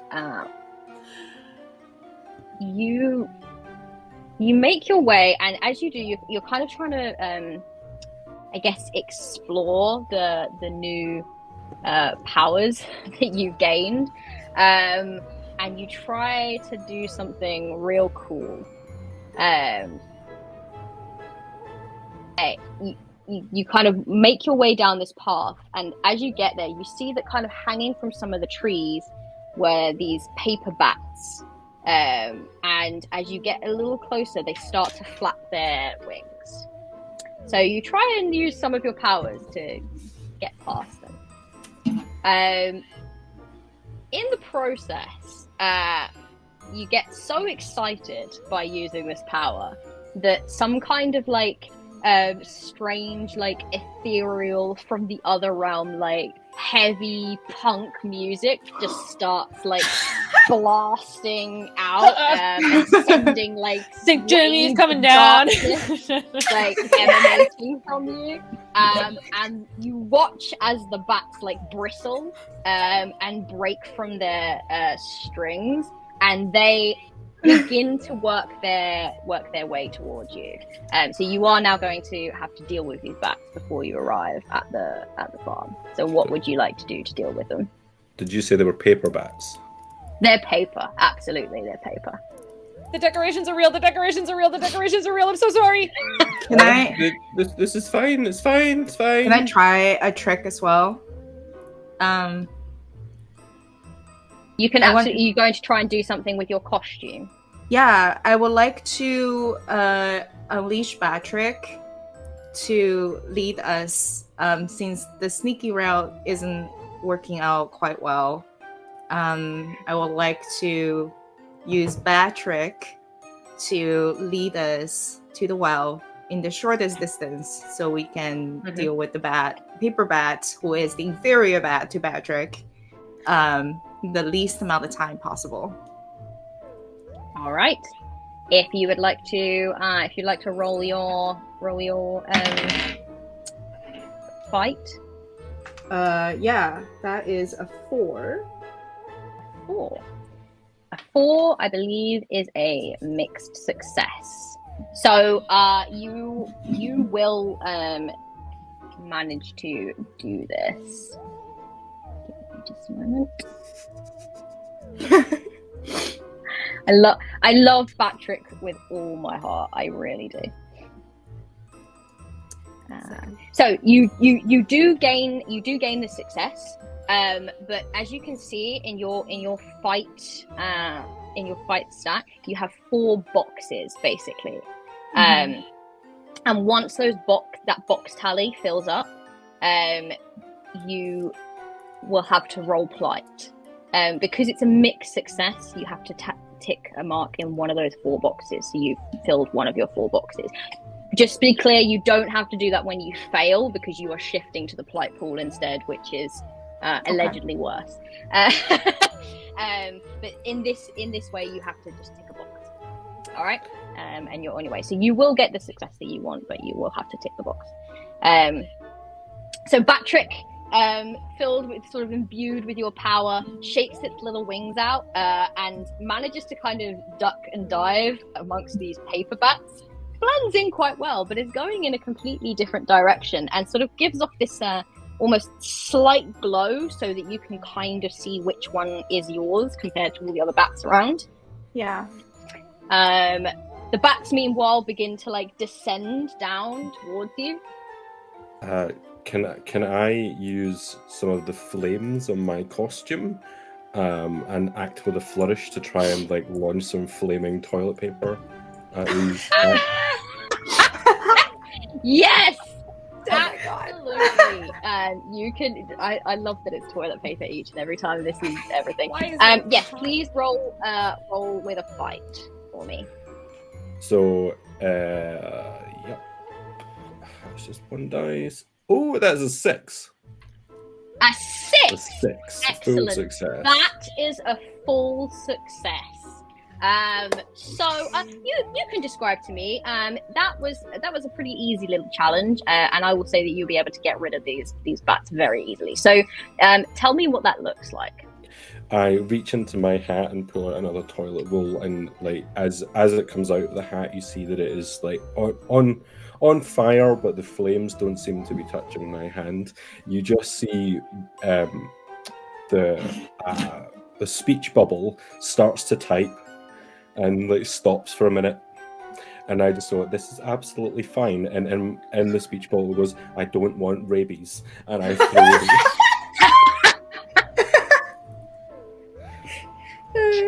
Correct. Pay for rabies. Incredible. As the toilet roll kind of like hits, you hit the bat that's highest up, and it lights itself on fire. And as it begins to kind of slowly drift its way down, it hits each and every other bat, and they all kind of light in this kind of weird like chain reaction of flame until they are nothing but small cinders of paper that gently rest on the path in front of you. Did everyone else see that? I think that was the best TP that anyone's ever done. That was one of the most punk rock things I've ever seen in my life. That's really cool, Max. You have to help us do pyro techniques for our next show, right? Oh. Okay. Oh, That was so cool. I don't know if I can do this all the time. Is this just me now? Can I? I mean, like, you could be worse. Like, that's like really cool. Yeah. That's pretty Like, cool. Yeah. Yeah. Just saying. Okay. I wonder if we maybe. could combine it and we can make flaming ooze. Let's not and say we did. Okay? Okay. Okay. 'Cause that's I wanna really try- gross. I want to cause a mitigated chaos and try it. Oh. Okay, well, I'm not Wow. looking. You could absolutely try it. This might be a concoction to save for the scarecrow. Should it cause an issue? You manage to make your way towards this farm, and the farm is its version of being seasonal is basically just growing pumpkins and kind of having a pick your own patch. Farmer Joe doesn't really subscribe to Halloween beyond that. He's a little grumpy. So there's not huge amounts in the way of decorations here. But there is the scarecrow. There is your village's good friend, Strawhead. And as it is, you kind of approach the edge of this field. You can see the well in the far end, so you will have to kind of get past where the scarecrow stands. And as it is, he is still on his post. A sort of slight breeze kind of makes its way through the field, and you can see that it kind of like tickles the straw that's like sticking out of him, and he seems immobile currently. But you may know a little better than that with some of the stuff that's kind of been happening so far. So how do you want to approach this? You know very little beyond that there's something around or in the world that you need to get hold of, and it is supposedly Sarah Bowen's worst fear. As we're walking along, I will just kind of like tap Wendy and just say, did you know that Strawhead recently got promoted? What? He was outstanding in his field. What? Did you write that? That's one of my own. And then the speaker will go, that was terrible. No, it was good. That was good. It's fine. This is fine. You should be On more to- confident. No, On to the that's well. good. It's fine. No, I think it's good. I think you should be more confident. It's not like it's not good to like be down on yourself, because then other people like might be like, oh, okay, we can do that too. So like be more confident, okay? Like tell your jokes. I like them. I say nothing, but then in the speech bubble, you just say like a blush emoji. Aw. You can do emojis. Oh my god, guys, look. Yeah, seriously. I think if you're interested in doing stand up and jokes, Okay. you should do like an opening act for us next time for the variety show. I think you'll be really good. But I can't do pyro and stand up. That's just a lot to do for one. We've got a well to get to. I was just about to say this is a really cool conversation and all, but we had paper bats come to life, which is like so punk rock and also like really kind of scary at the same time. It's I fine. would say it's more scary than punk rock. You don't have it's so like what's in the rock? Is it? Anyways, how do we get to the well? Do we have to go past spooky Strawhead? What if? Okay, I think we gotta walk. Little We gotta scared get of through here. these things coming to life now. What if we pretend we are also scarecrows? What if we just move like in a stiff kind of way, and so maybe he's gonna think we are also scarecrows? I mean, he's a very clever scarecrow. How do you know that? Well, I told you he's outstanding in his field. Oh my god. I think we'll see through that. Okay. Maybe. Okay. I have an idea. One of us distracts him. The other three we split up. One's distraction, and somebody else go do whatever the well is. I don't actually know what that you were supposed to do, but we could distract him. Sort of. When they split up in Scooby-Doo, it doesn't ever go well. It's a field. We'll be like within line of sight. It's not technically split up. We did 2 and 2, like, so that no one's on their own. Okay. I will Fair. go distracted. I will. I'm gonna perform as a crow. Yeah. I All will right. change my role to a crow, and then you guys run like hell, and then I'll catch up. Okay? Is anyone staying with Sadie? I'll do it. I'll do it. You stay. Okay. Okay, we're gonna go. What are we supposed to do with the well? Just get there. yeah. And do what? Make a wish. Wait for us. That's what I was gonna Okay. say. Okay. We got this, Max. We got this. High five. We got this. Yep. Just fine. We got this. So you are going to be taking on a role, and that's how you're going to kind of try and deal with this scarecrow. That sounds a lot more like Sadie and a lot less like Sadie's costume. So I would say you would be rolling with flight and not fight. Yeah. For that one. Is there anything that you're going to be doing, Player Cat? That's a great alongside question. This? I'm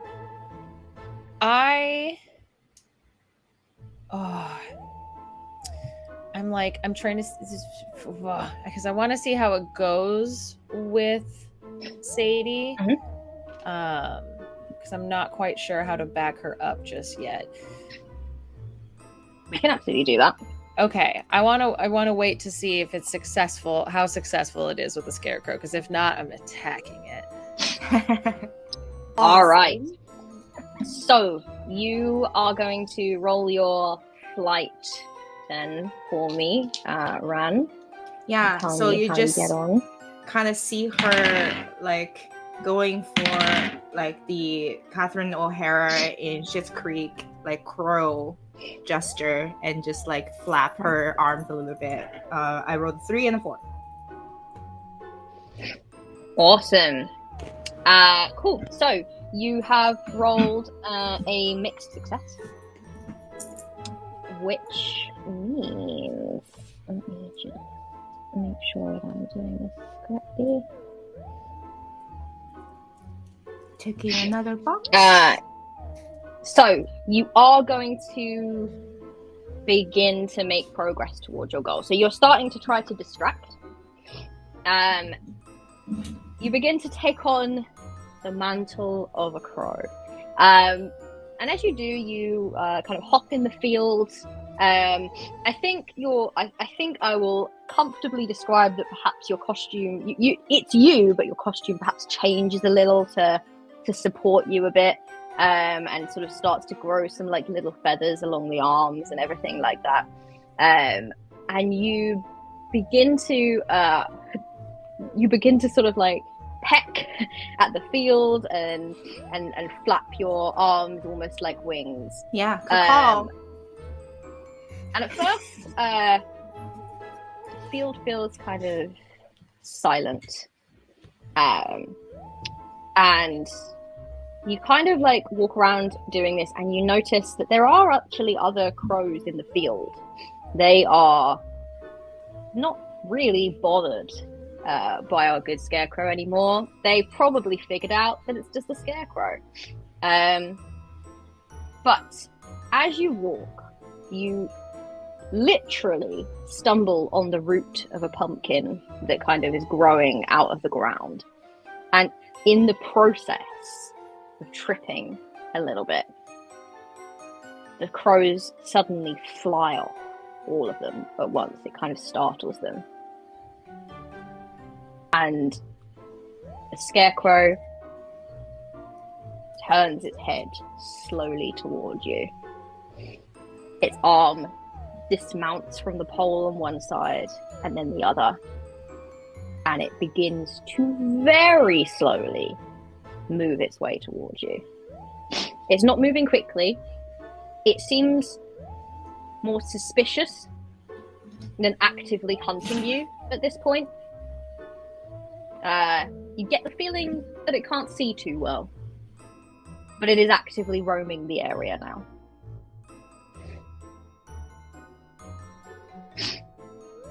I'm muted. Since that was me.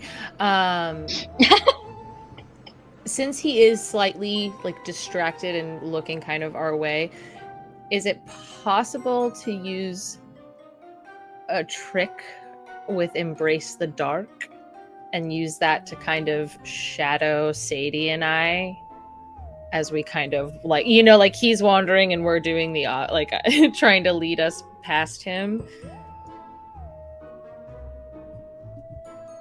Oh, you're mute. We're so good at this, Cat. I am. We're so good at this. We're so good at this. Yeah, so good at this screaming malarkey. You can.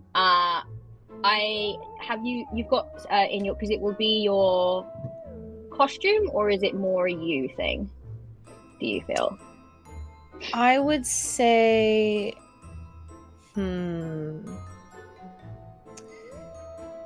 with I could potentially make it costume with the like ooze that comes out, kind of also releases this like dark kind of like fog from, like, I don't know, like almost kind of like a, I don't want to make it too gross, but almost kind of like a stench, you know, like a cloud of like to cover. Gross. It's 110% so gross. But if that sounds okay. Yeah. You can do that. You would need to roll with Fight to do that. Oh shoot, it's Fight. Yeah. So if I don't have your any, costume. if I don't have any in Fight, can I try to roll Plight first to see? I will allow in this case, because you're kind of using you're taking inspiration from a trick, right? I will allow you to shift a die across from your Fright. Yeah, from Fright. Okay, to awesome. Fight to do that. Then I will roll my 1, but not roll a 1, please. I rolled a 4. You rolled a 4. That's good enough. I was like, that's really good, and then I was like, well, yeah. It's a mixed success. So you do get what you want. I believe that you have to mark on the track. Tick that box for me. But you will kind of get what you want. So this kind of black ooze starts to seep out from you, and it almost like gives off this weird like effervescent like shadowy smoke effect as it kind of like leaves this kind of like dripping slime behind you, and it masks the two of you. I'm loving the disgusted faces. This means that it's okay. I'm doing good at describing it. I gotta say, Sadie, not the most pleasant feeling around you. Still hidden. It's a kind of like slightly wet shadow around you. It's like not nice, but it's doing the job. It's okay. It's okay. This is just like when we did Carrie. It's like being in like a sauna but colder. I guess it's like a bit too like it's a bit of a sticky feeling. When we did Carrie, we had to pour marinara sauce on ourselves just to make it realistic. This is okay. This is just like that. It's gonna be okay. It'll be okay.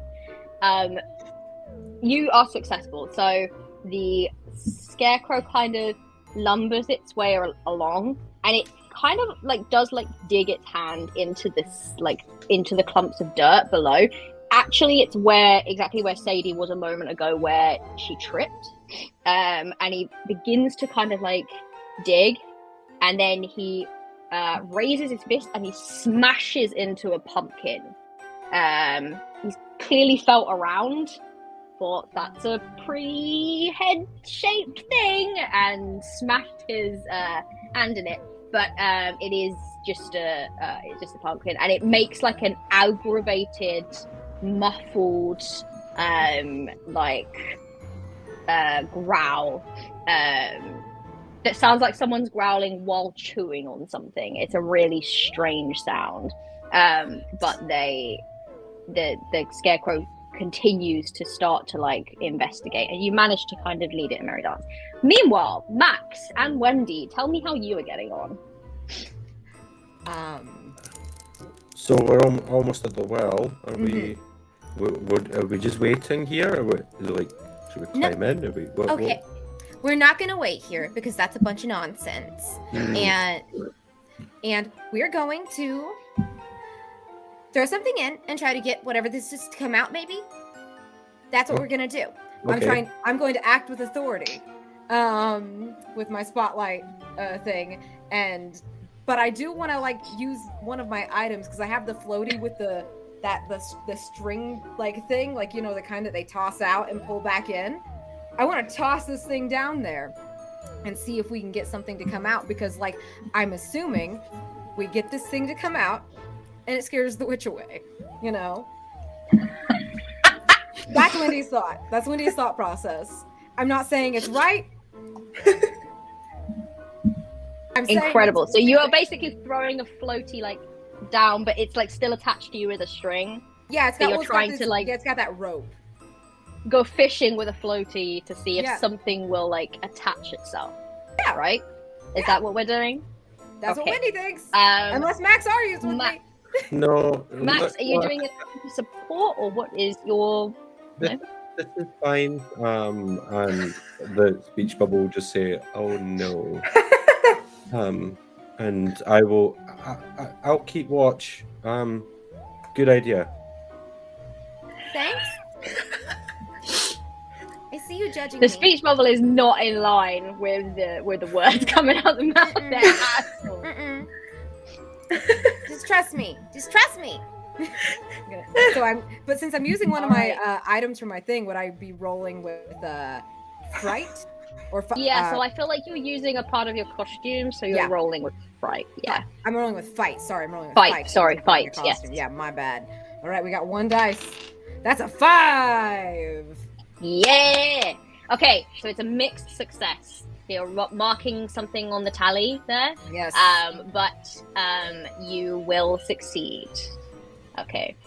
So you throw this float down into the well, and I think you do it maybe a couple of times, and it kind of makes a little splashing noise, but it doesn't seem to attract our good scarecrow friend's attention. As you kind of do it the third time, you do feel it like snag on something, and you begin to pull it up. And now, I would like you, Wendy, to describe to me as you pull something from this well, what you think Sarah Bowen's worst fear looks like. Well, we were talking about it being like rejection, like it was like a romance thing, right? Like that there was something going on with her and someone else, that like she was like slighted. So it's either the skeleton of the person she loved, or like a box of like unsent love letters or something of that nature. Like it's something really tragic. Could it be a pile of returned love letters? Yes. Ooh. I Yes. love that. Ouch. Ouch, Sarah Bowen! Ooh, okay. So, you pull from this. It's like a small-ish box, and it's a very old box. You can tell immediately, like, you know what old things look like. This is old. And yeah, I'm really sure that you found the right thing. Maybe you were expecting something a little bit more scary than a box, though. Yeah. And then you kind of fiddle with the latch and open up the box. And inside, you can read probably one before you get an idea of what this is. It is a beautifully penned, like, love letter. It is poetry, what it is written. It is addressed to Leah. And there's lots of them in here. They are actually all like stacked and folded neatly, like tied together neatly with twine. And it just is written like Sarah has signed them, so you know they are from Sarah. And they are like written, she has poured her heart out. And what a lot of them try to say is essentially our feelings are what matters, not what everyone else thinks of them. We can be together. I can make it happen. I can make it happen. You just have to trust in me. Please, like, if I lose your trust, I lose everything. Oh my god. And attached to these letters is just a small note, a few lines from a different handwriting. And it just says, Sarah, I trust you. It's everyone else I don't trust. I cannot accept them. I cannot accept you. And it's signed Leah. Oh my god! Max! This is the saddest thing I've ever read! Do you scream that loudly? No, it's like probably quieter than that. But it's like at a regular volume. But this is,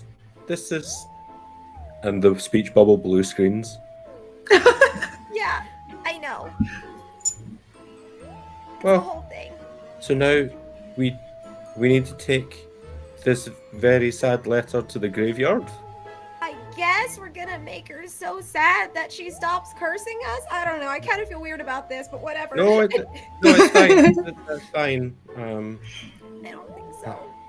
No, it's not fine. That's very sad. I don't think we can hook people up beyond the grave. Let's go. I look over. Is that still like wet, dark cloud over you too? Oh, what's Is the wet, dark cloud moving slowly? Yeah. The wet, like you just see this like dripping, goopy, like miasma with legs. That doesn't look safe. What is that? Ew, that's so gross.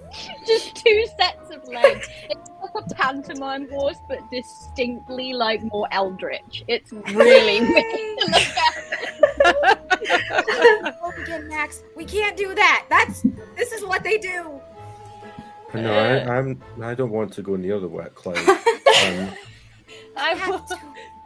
I'll start if we're close enough. If I could start to like dissipate it. We just say bring them into it, and I was like, I don't know that they'll want that. Oh no, I want to dissipate the like. If I could start to make it go away. Did you meet Straw Hats?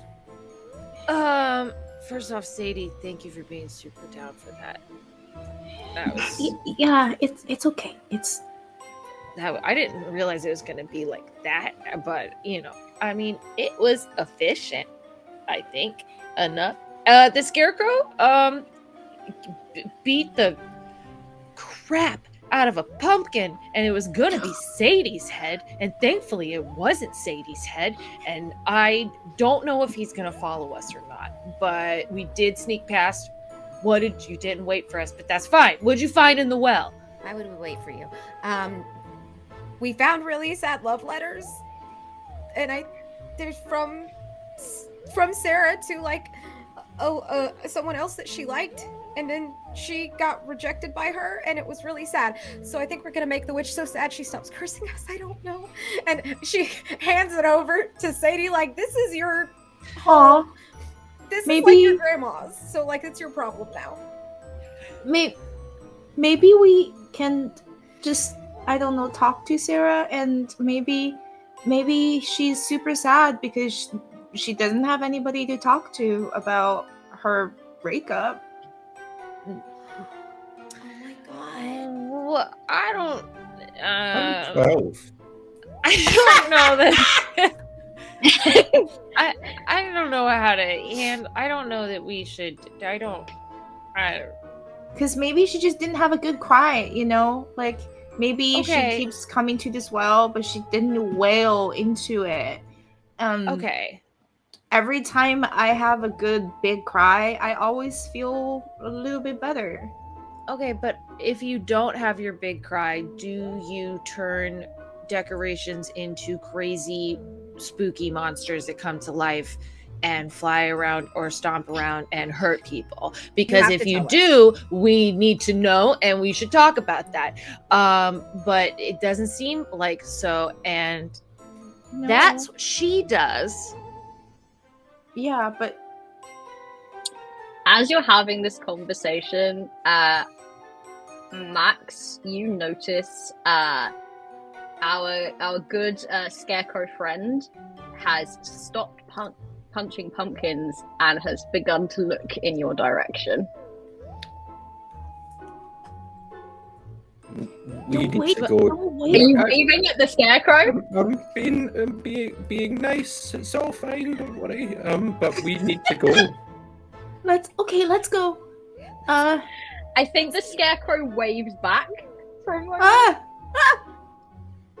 and then lets out a bellowing roar and starts to charge towards you. No! Let's go. Fine. Let's go. Great, to the grave. Let's run. Max, fire goo. Fire. Oh god, the fire! I'm not gonna look. Okay, fire goo. Fire goo. How does that work? Let's try. I don't know. Also, You need Dylan, to- I don't know if we can make a wet cloud fiery. Well, maybe the like ooze will be. I don't know. It just sounds really cool. Well, let's try. I don't know We- how we try. I'd love to give the cat. I don't know what we've just given you, and I'm so sorry. Oh, okay. You want to try something together? Like a hairspray try, like- lighter. Exactly. Yeah. You want to try like a combo move? Is that what I'm getting? Yeah, if that's okay. Well, I'm just looking to see if there is something for that. If not, I'll make something up because that's kind of cool. If there is, I cannot immediately see or find it. So, what I think I'm gonna do is essentially, if are you both using your like costumes, yeah? Yes.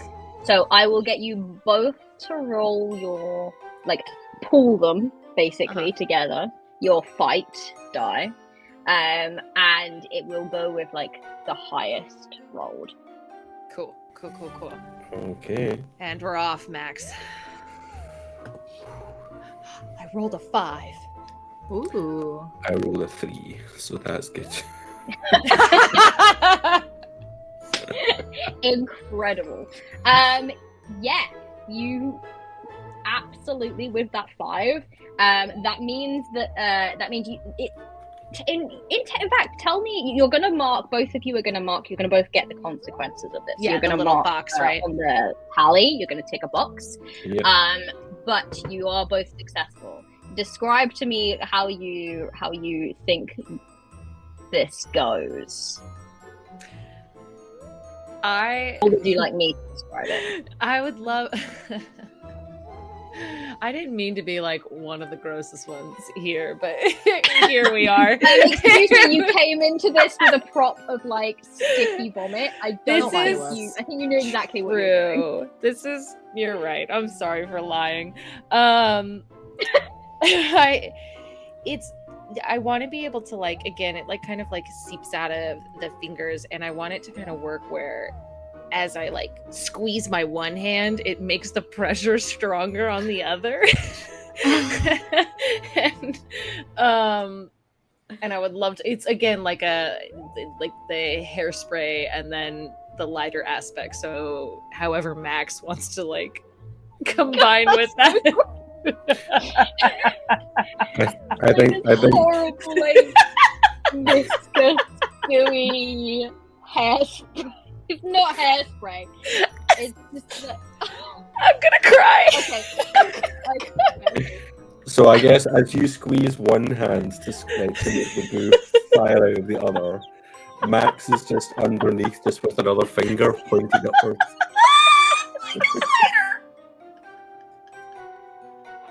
Okay. I'm actually crying. Oh no. This is fine. So here's what I think happens if it is a success. I think it kind of just like lets out this like gross like spray. I'm trying to think of like a good thing to compare it to, but like because hairspray is not it. It's like no. I think of that dinosaur from Jurassic. Jurassic Park. You know, the one that gets like all big. Almost a bit like acidic-y, like yeah. So it comes like flying out, and it's like sprayed out as if from like a nozzle, okay? And underneath, Max is just holding up a single finger and lighting it on fire. And I like to think of this almost in a comedic effect of like it basically goes all over this scarecrow. And it sprays like all down it. He begins to like wipe at like what little like slits he's got in his sack as eyes, and he begins to like claw at them, and like this stuff just goes everywhere on the pumpkins around him, and he trips and he like falls over.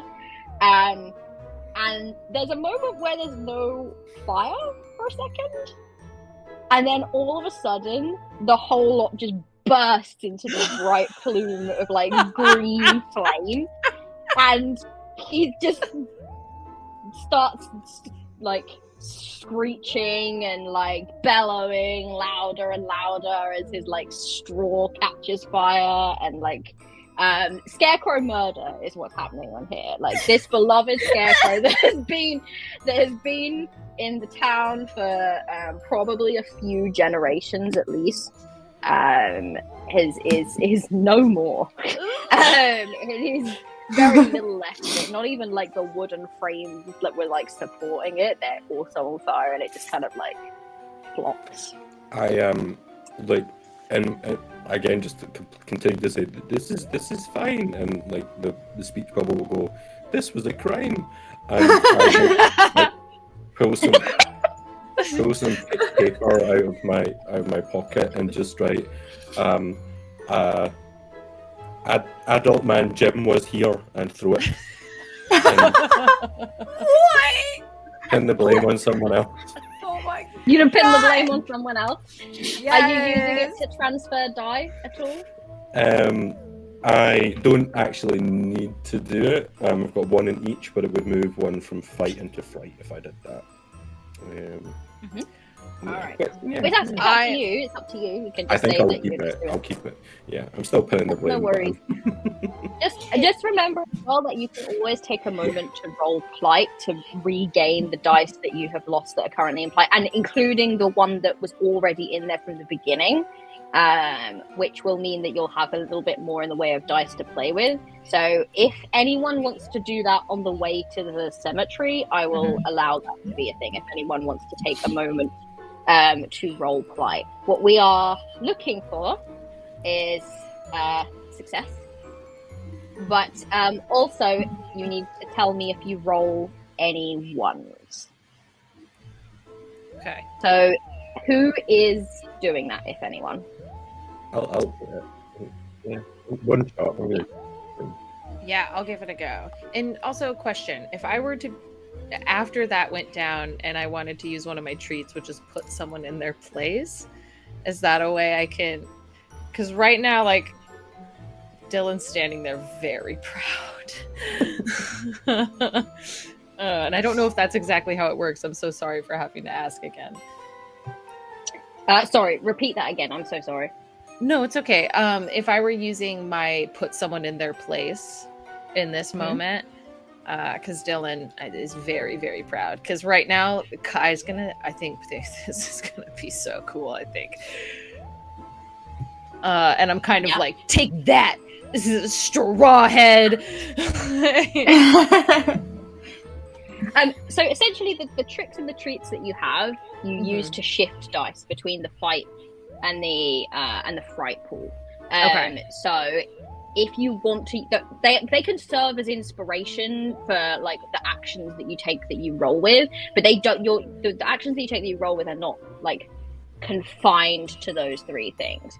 If you're like, oh, I want to transfer dice from my fight pool to my fright pool, you don't need to make any roll. You just say, I'm going to use one of my tricks and do this thing that feels good in the moment, narrate it a little bit, and then you will move the dice across. Heck yeah. Does that make I would sense? love to do that then, yes. I would be Yes, moving one you from fright absolutely to can fight. do that. So, perfect. You can do that. So, Sam, you are rolling with plight.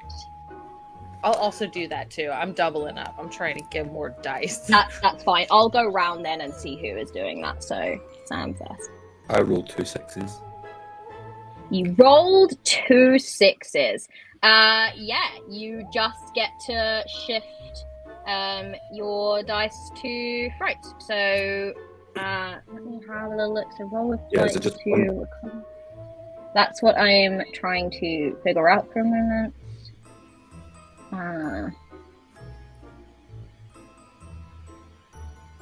Plight gives you quite.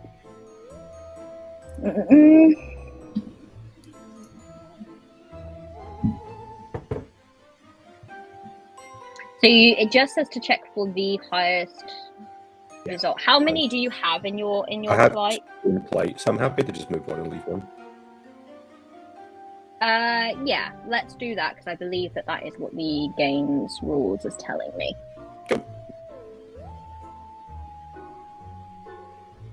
All right, and you would also like to roll with plight? Yes, I would. Yes. How many are in your plight pool at the moment? 2, and I was going to roll 1, I guess? You roll both. I can roll 2. Okay, cool. I rolled a 5 and a 4.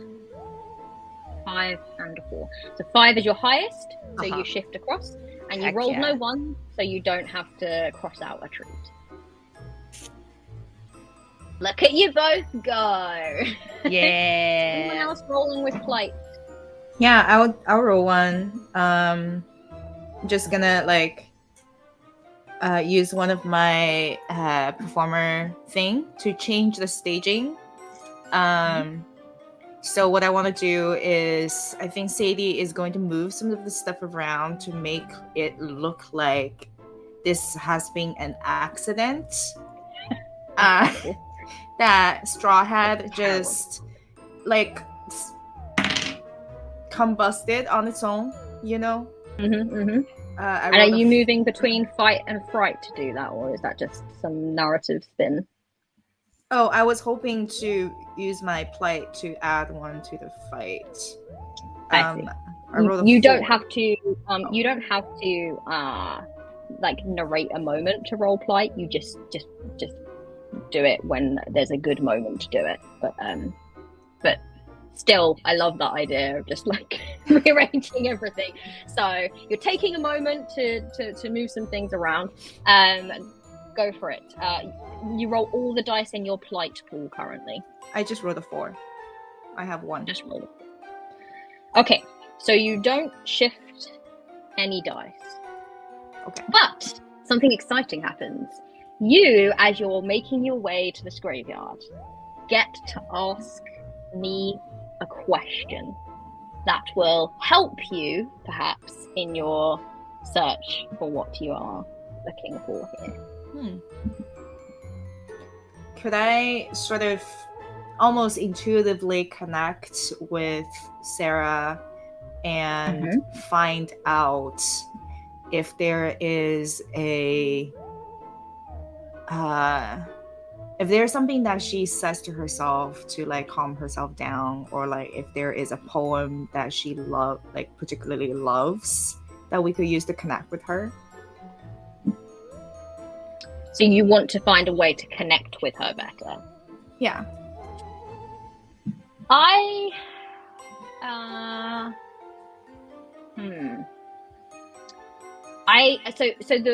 think what is it that you hope to achieve when connecting with her?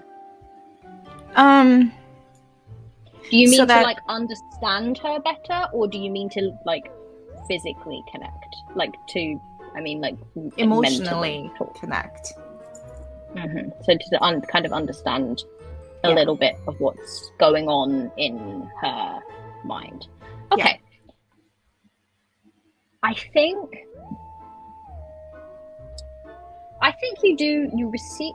you kind of connect with the curse itself for a moment.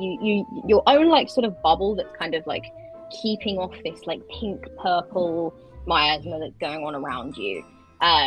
It almost sort of like reaches out and puts out little feelers, as if kind of trying to test the water and understand exactly what it is that it's protecting you guys from.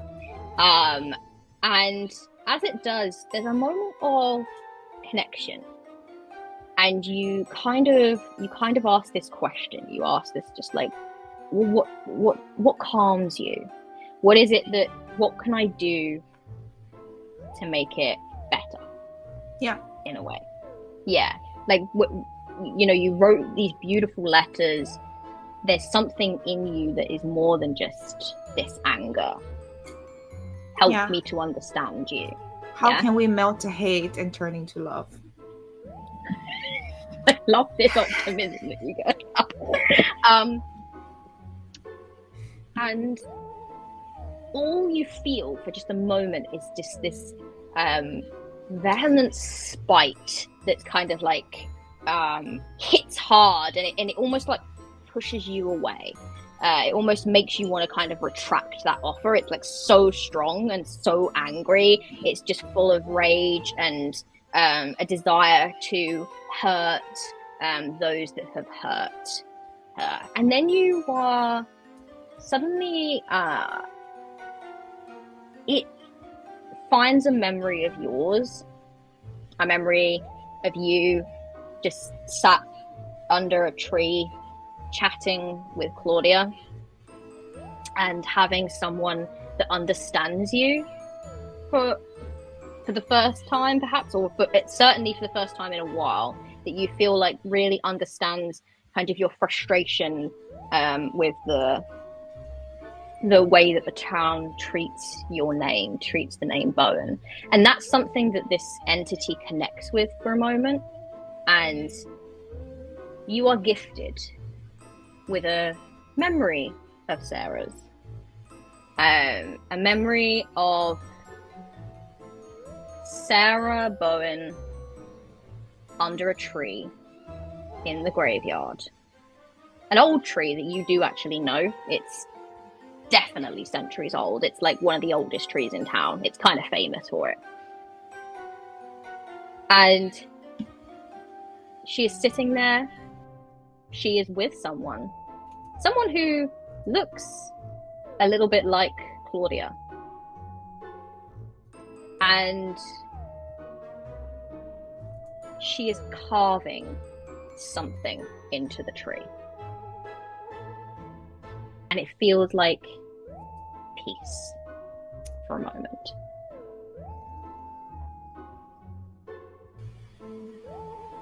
Ooh. You good? Yeah, I think I just connected with Sarah for a moment. Like, I saw a memory of hers. Is that good? Is that a good thing? Wow. Like to our advantage? Spoke to a Well, ghost. You know that tree? You know the big one in the graveyard? Yeah. They call it the morning oak. Mm-hmm.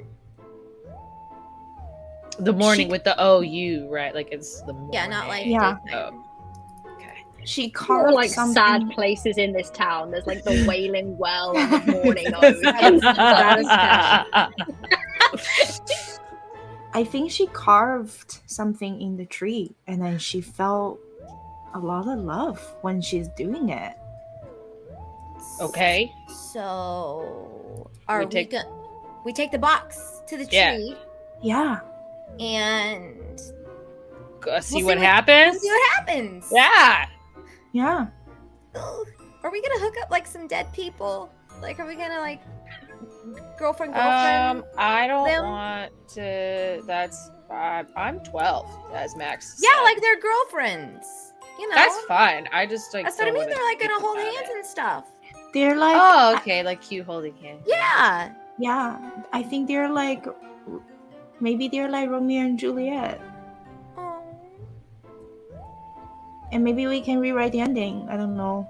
Yeah, that didn't end well. I know. Well, it seems like their story didn't end well either. They didn't end well either. So We can do an encore. We can do an encore, and then we're gonna rewrite the ending, and an epilogue, and Okay. they're gonna be okay. happy. Okay, Okay. I'll have the pyro ready for this show then, and Yes. Yeah. let's get to the. Are we at the graveyard now, or are we? I think you're arriving Yeah. at the Oh, graveyard. good. Wrought iron gates stand in front of you, and one is just slightly ajar. You can see the tree kind of looming in the foggy gloom of the graveyard, and you can see like there are like little. It's a graveyard. The town have tried to be respectful, but they're also very aware that like graveyards are a spooky place to visit at Halloween, and they got a lot of tourists coming, so they have tried to decorate a little bit. So there are sort of like little pumpkins around with kind of candles sticking out of them that you can kind of just see slightly glowing in the mist. It is very misty. It is very foggy here. Okay, but misty and foggy's fine. We've already been through the worst type of mist and fog today. You So fine, whatever. So I think we're beelining to the tree, right? That's Yeah. what I think we're Do doing. we see any? Is it just pumpkins? But are there any other types of Critters? decorations around? You don't see anything. Okay. The way you said that. Okay. Okay. Just kind of Sure. like But like I said, it's incredibly foggy. It's really That's hard right. to see Okay. a lot of stuff. mumbling to herself that verse in the poem about the graveyard. which can you remind me what it says exactly about the graveyard? It said, oh no, I've got to find it again from my thousands of tabs that are open. It said, then to the graveyard, cloaked in gloom, her best kept secret spells her doom. Ooh. Okay, so maybe what she carves on the trees is the secret that spells her doom. Let's go check it out. Let's make it. Let's go. Let's go. Start walking towards the tree. All right, are you doing anything in particular that's like in a way that you're trying to get from one place to the other, trying to like be able to see a little bit clearer because the mist is very thick? This is dumb because I'm a lifeguard. This is dumb, but like, No, do it. No, there are no. it's a silly weather ideas. thing, and like, this is like, I guess my area of expertise is to like try to clear a path. Like, I want to blow this whistle. Blow the whistle. Blow the whistle. Yes! Are you gonna blow the whistle and hope for some kind of like gust of wind to come out of it? Essentially, this is- yes. Yes. All right. Essentially, Love Perfect. it. Love it. I would love for you to roll fight for me. Oh, it's a 4. That's a 4. It's a 4, so you're gonna be successful, but you must mark on your on your Got tally. it. We got it. All right, you blow that blow that whistle as hard as you can. Contrary to like everything else, where it's been like sneaky, we're going in loud, we're going in quick, we're straight in, straight out here. I love it. You kind of like, I think you take a really big deep breath and you blow, and no whistling sound comes out. Instead, it's almost like a little like tremor, or rumble, and it becomes like louder and louder. It's the sound of water. It's the sound of waves. It's the sound of a beach on a clear day when the tide is going in and out, and you feel that kind of like push and pull, but it's air instead of water. And it kind of emanates from this whistle, and then it pulls the fog back, and it pushes it, and it pulls until the fog dissipates, and you see the tree clear as anything in front of you. Who is heading to the tree? I think all of us, right? Yeah. Yeah? I would imagine Sadie up front, though. Yeah, she's got the box and, you know, the whole thing. All right. You get there. And I would like, much as we did before, the 4 of you to tell me what is carved on the tree. Oof. It can be like a mishmash of ideas come together, but I mean, it's clearly about her lost love. Mm-hmm.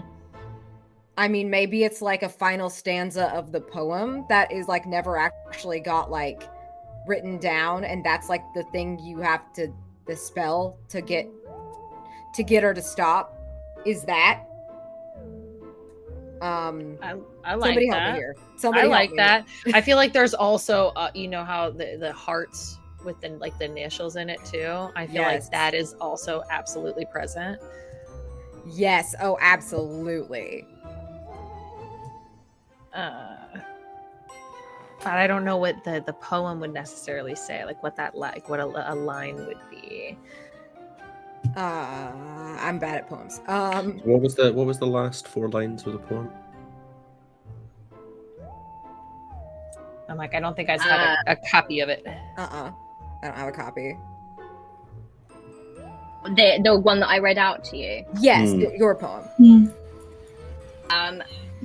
It kind of lists the ingredients, and then the last 4 lines are, with these 3 gathered by Herkin's hand, her wrath might yield to a stronger command. For when this spell is correctly cast, they say Sarah Bowen will find peace at last. What are the 3 ingredients? Oh, go ahead. Go ahead. Well, because that last verse doesn't feel like something she would carve on the tree, No. but maybe it could be like I looked it up. So I didn't write this, but it is like a Sappho poem from the love song of the earth. So it says, "Come to me now as once you came, my sweet love, and let the world fade away." Oh. Yes. Oh. I love that. I love that. And then So the little initial. yes. With the Oh my little gosh. initial. Are we summoning both of their ghosts so they can reconcile? Maybe. That might be it. So you find this carving with this kind of like poem, and it's very delicately and intricately carved into this tree. It's so faint that you almost would have missed it. It's like got little bits of moss kind of growing around it and everything like that, but it is there. And you, as you kind of gaze upon it, it hit once more with that feeling of like peace, and there's a real sadness that accompanies that peace. And you know that this was the secret. This was the best kept secret of Sarah Bowen. And you hear just almost these like faint echoes of memory.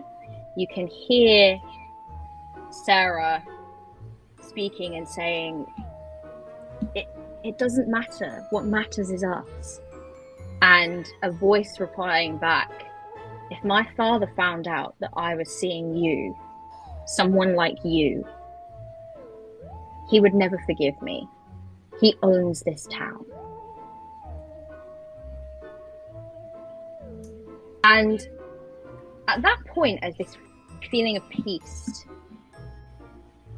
washes over you, you suddenly begin to feel cold.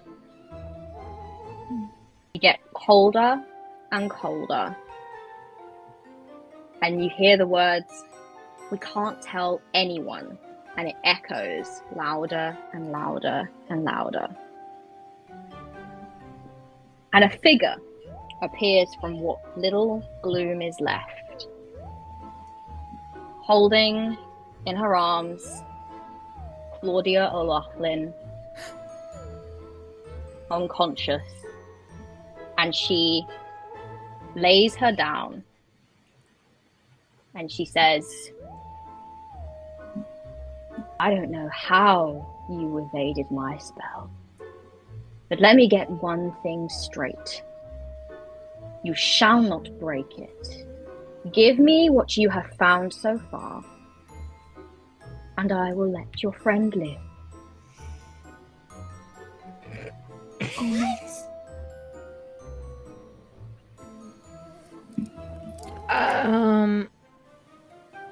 Sarah, is that you? You know me. Well, theoretically, technically, there's a connection there. Yeah, I mean, like, yeah, that's your grandkid. Like there's a few more generations. Great. Great. Listen, I don't know how many greats. We know what happened, Sarah. It's okay. It's fine. It's not Claudia you're angry at, and it's not even Leah you're angry at. It's the people in the town, right? Because you want vengeance. You want to hit them back and embarrass them and hurt them because they didn't accept your love. But we do. And we can show them how true your love for Leah is. And they can finally see.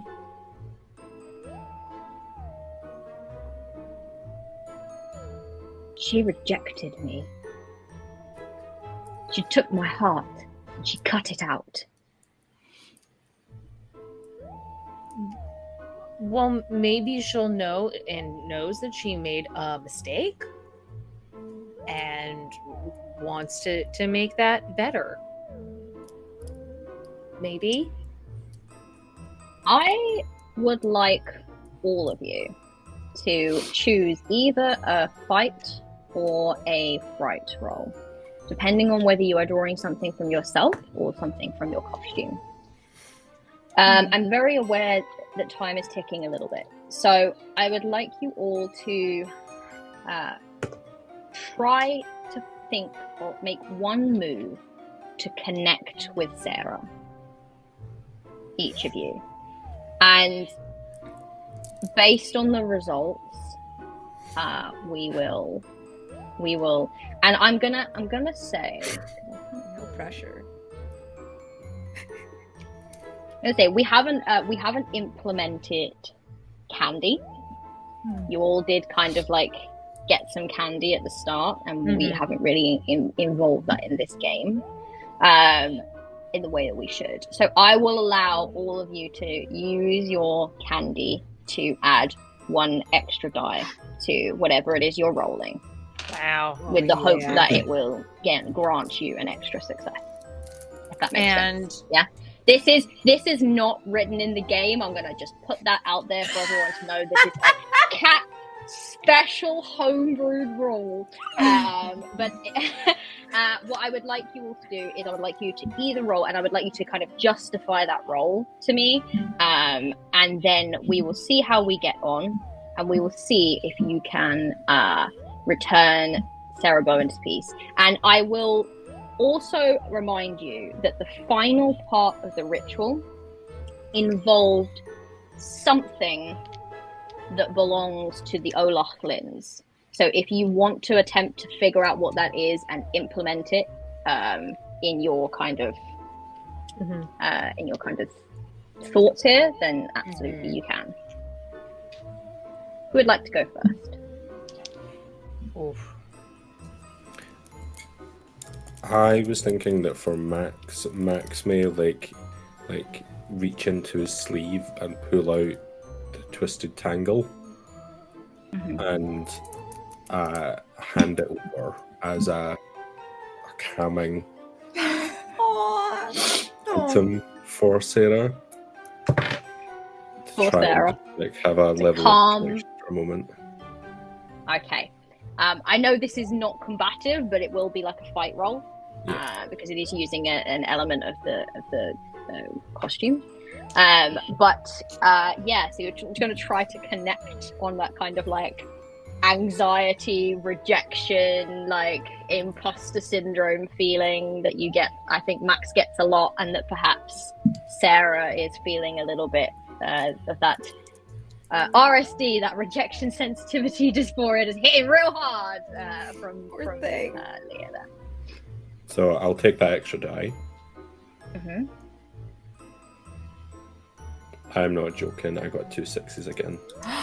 Yay! Yes! Okay, so that's what you're doing. Next person, and we'll meld it all together. We'll meld it all together. I have a weird, so like you can make your judgment on what option I'm actually using, but I would like to combine the performer thing of taking on a new role as well as the inspiration, like the costumes way of like tapping into the beyond, which is I would like to let Leah possess me and take on Leah's role to apologize to Sarah. Oh my god, to Sarah, and just use the actual memory and actual intention of Leah and tell her how sorry she felt, and it's I loved you too, Sarah. I didn't want to reject you. I was just trying to save myself, and I should have put you before. And I'm sorry. I don't know what option that is. Well, I'm going to let you choose because I feel like that falls neatly into both of them, to be honest. So whichever one that you have the most dice in, be Okay. that fight or fright, choose that one. Maybe I can use that to explain how I'm actually using that to shift one of my fright die to fight, and I'm going to roll fight for it and adding my candy die as well. You can absolutely do that, yes. Okay. Ooh. That is 6, 4, and 4.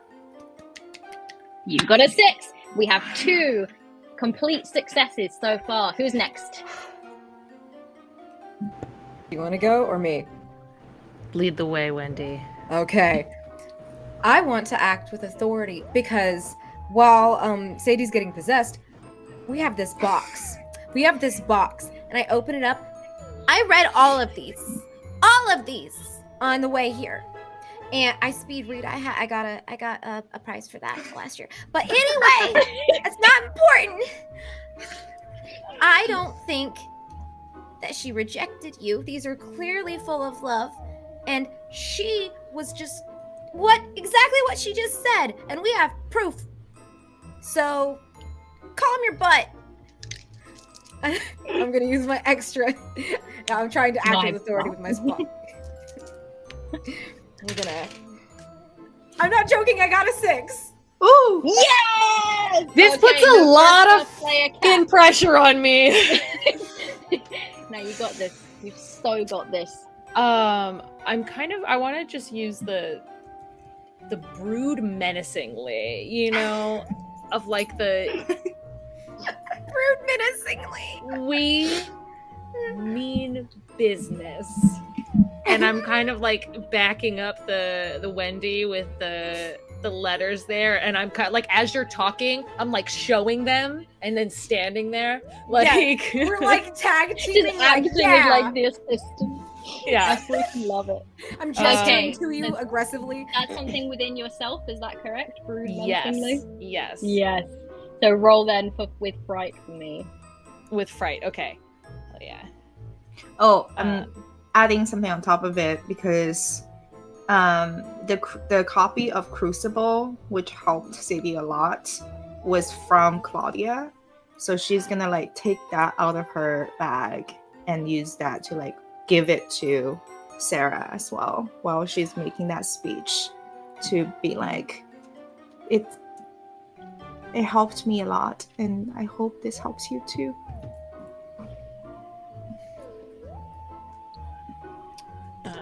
Make your roll, Cat. Awesome. Would that have Make it a potentially... 6. No. Am I muted? Okay, I want to make sure. Nope. We can hear you. With that, what I had done, does that mean I can move a die from fight or fright to that, or no? So you would have to do like one of your one of your tricks that come with your costume. Okay, the tricks, not the. Okay, in order to good. move it across, but I will allow you to add some costume embellishment if you wish to, in order to do that. I don't know how exactly I would tie my costume into this moment, so I'm just gonna roll with my 2 because I got my candy die. If I don't roll a fucking 6. Oh my god! Yeah! It was a 3 Okay. and then a 6. Oh, amazing. Incredible. We're so good at this. This was incredible. This is a nice moment. Okay, so I feel like this begins with the stern talking to. I feel like this begins with this lifeguard with fake sunscreen on their nose, just being like, "Now you listen here," backed up by this like menacing, brooding, slightly sticky punk. And you kind of, it has her attention. She had just you could see the anger and the venom, but you could see that the fact that you were willing to fight rather than be frightened of her has her interest, it's piqued her curiosity and her attention. Then we get this incredible speech from Sadie, and as Sadie speaks and takes on this role, she begins to look almost like a little bit like frightened. She begins to look a little bit like unsure, because she wasn't expecting necessarily to come up against her kin, much less someone who seems to kind of be displaying similar powers to her and abilities. And perhaps she'd never met someone like her before in her time, and that might have been a little bit lonely. So that's interesting to her, and also a little bewildering and frightening. Next to her, you produce this little tangle toy, as if to say, this is fine. Like, she's become the ghost of her like ex-lover, and that's like bewildering. And the moment she like takes hold of this, because she does take it from you, Max, she just looks at all of you and she seems incredibly confused, and this wash of emotion passes over her face, and she begins to shake her head, and she says, "But everyone hates me. Everyone's frightened of me. You should all be frightened of me." And then from Sadie's possessed body steps forward the ghost of Leah of Fluff. Oh, completely forgot the name, and I just went, Close enough. Leah. I just was like, what was the surname again? And I just stopped halfway through. Of Leah. And she says, "No, they don't. I don't hate you. I love you."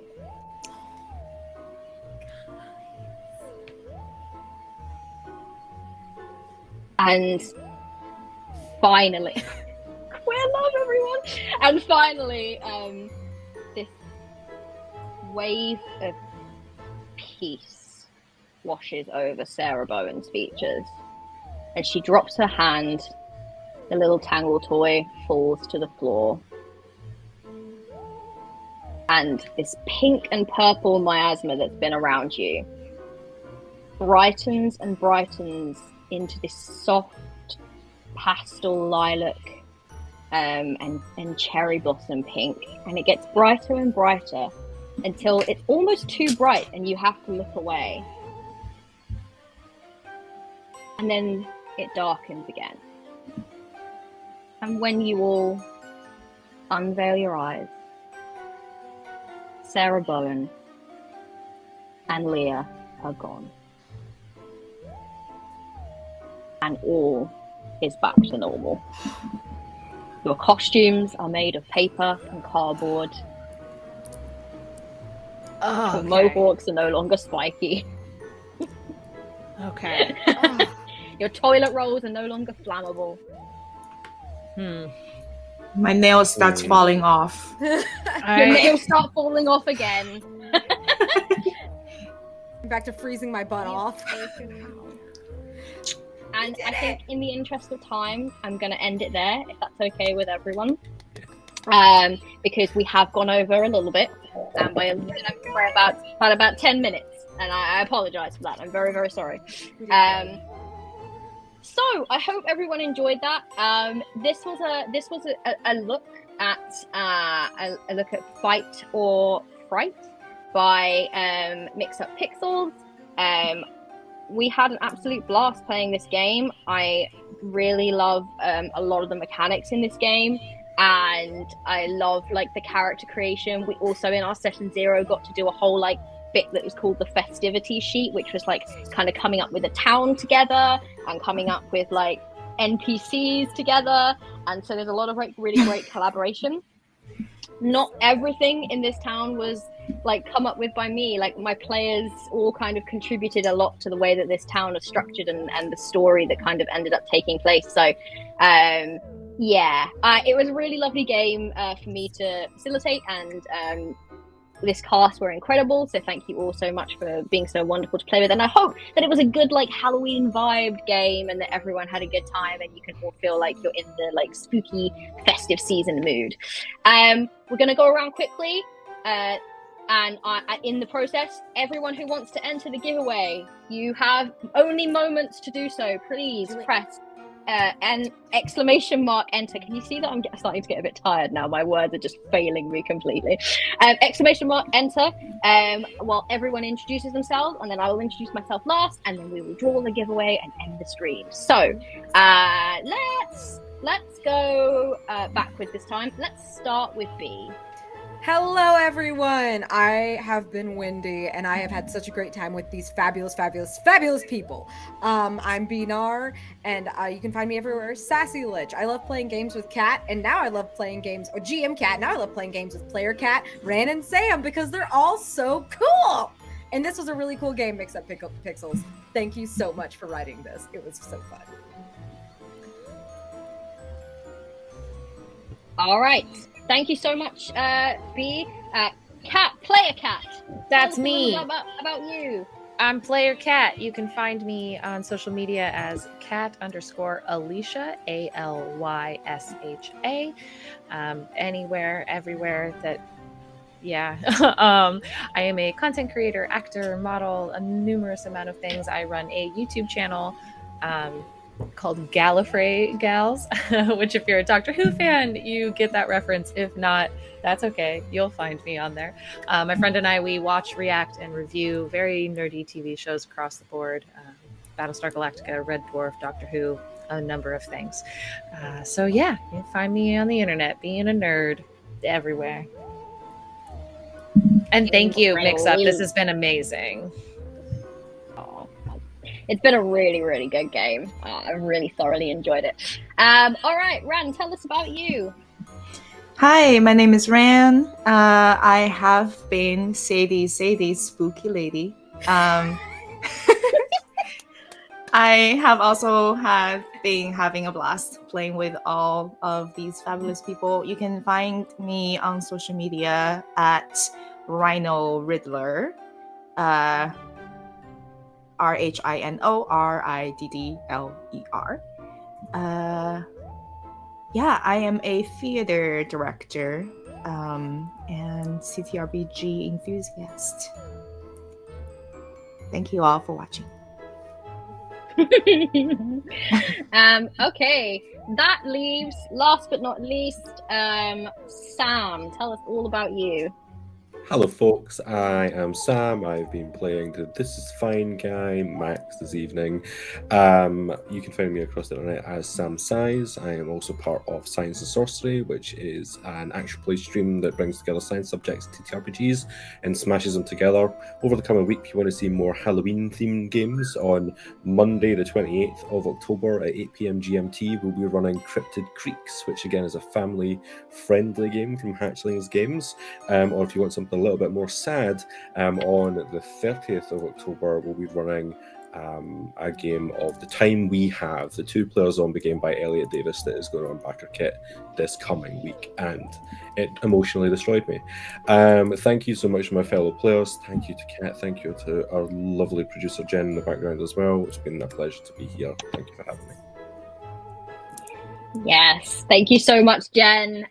Jen Burb has been our wonderful producer and has put up with a lot of tech gremlins this evening and has handled it with much grace and aplomb. So thank you, Jen. All right, I will introduce myself now. I am Kat. I'm otherwise known as the Law Mistress or Law Mistress 93 on a lot of socials. I'm gonna just go ahead and say, find me on Blue Sky, because I am so sick of Twitter at this point. And Blue Sky seems to be where it's popping off, where it's happening. I'm seeing a lot of people in the TTRPG community there and getting actual engagement, which is just incredible and something I've not seen for so long. Head over to Blue Sky, find me there. It is Law Mistress 93 Blue Sky. the bit that comes after that I can never remember. I am I can officially say I'm a game designer now, or at least a game co-designer, because I got a Kickstarter running at the moment for Argonaut with Hatchling Games. Rich getting a few mentions today. I also am a writer and Twitch streamer. I tend to stream actual plays like this every couple of months or so. I stream solo games. I loved writing and solo journaling games, so I do those every week. And you will also find me playing the odd video game or doing some like co-working streams, or just generally just hanging out on Twitch sometimes when I'm feeling confident and up to it.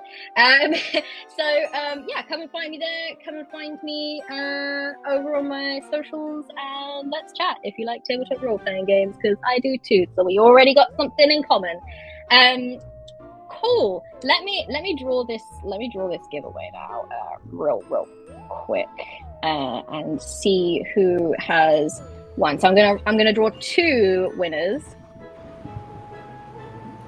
And our first is it's the one that is so difficult to say. Shape Mo. Ooh. And the second is Miss Marcy. So thank you to those 2 people that have entered. The 2 of you have both won copies of the game. Randy, you look happy. Are these people you know? I know both of those people. Incredible. So you can help me get in contact with them to give them their little itch codes then. Perfect. That's how we'll do it. Wonderful. Thank you so much for coming and joining and supporting us. It has been an absolute blast to play this with you all. We've had so much great chat interaction this evening. So cheers. I will see you all very soon back on this channel, and I'm sure please go and check out these wonderful cast members and such, because they all do some really incredible projects and are wonderful people. With that being said, happy time zone wherever you are, and we are now heading out. Cheerio!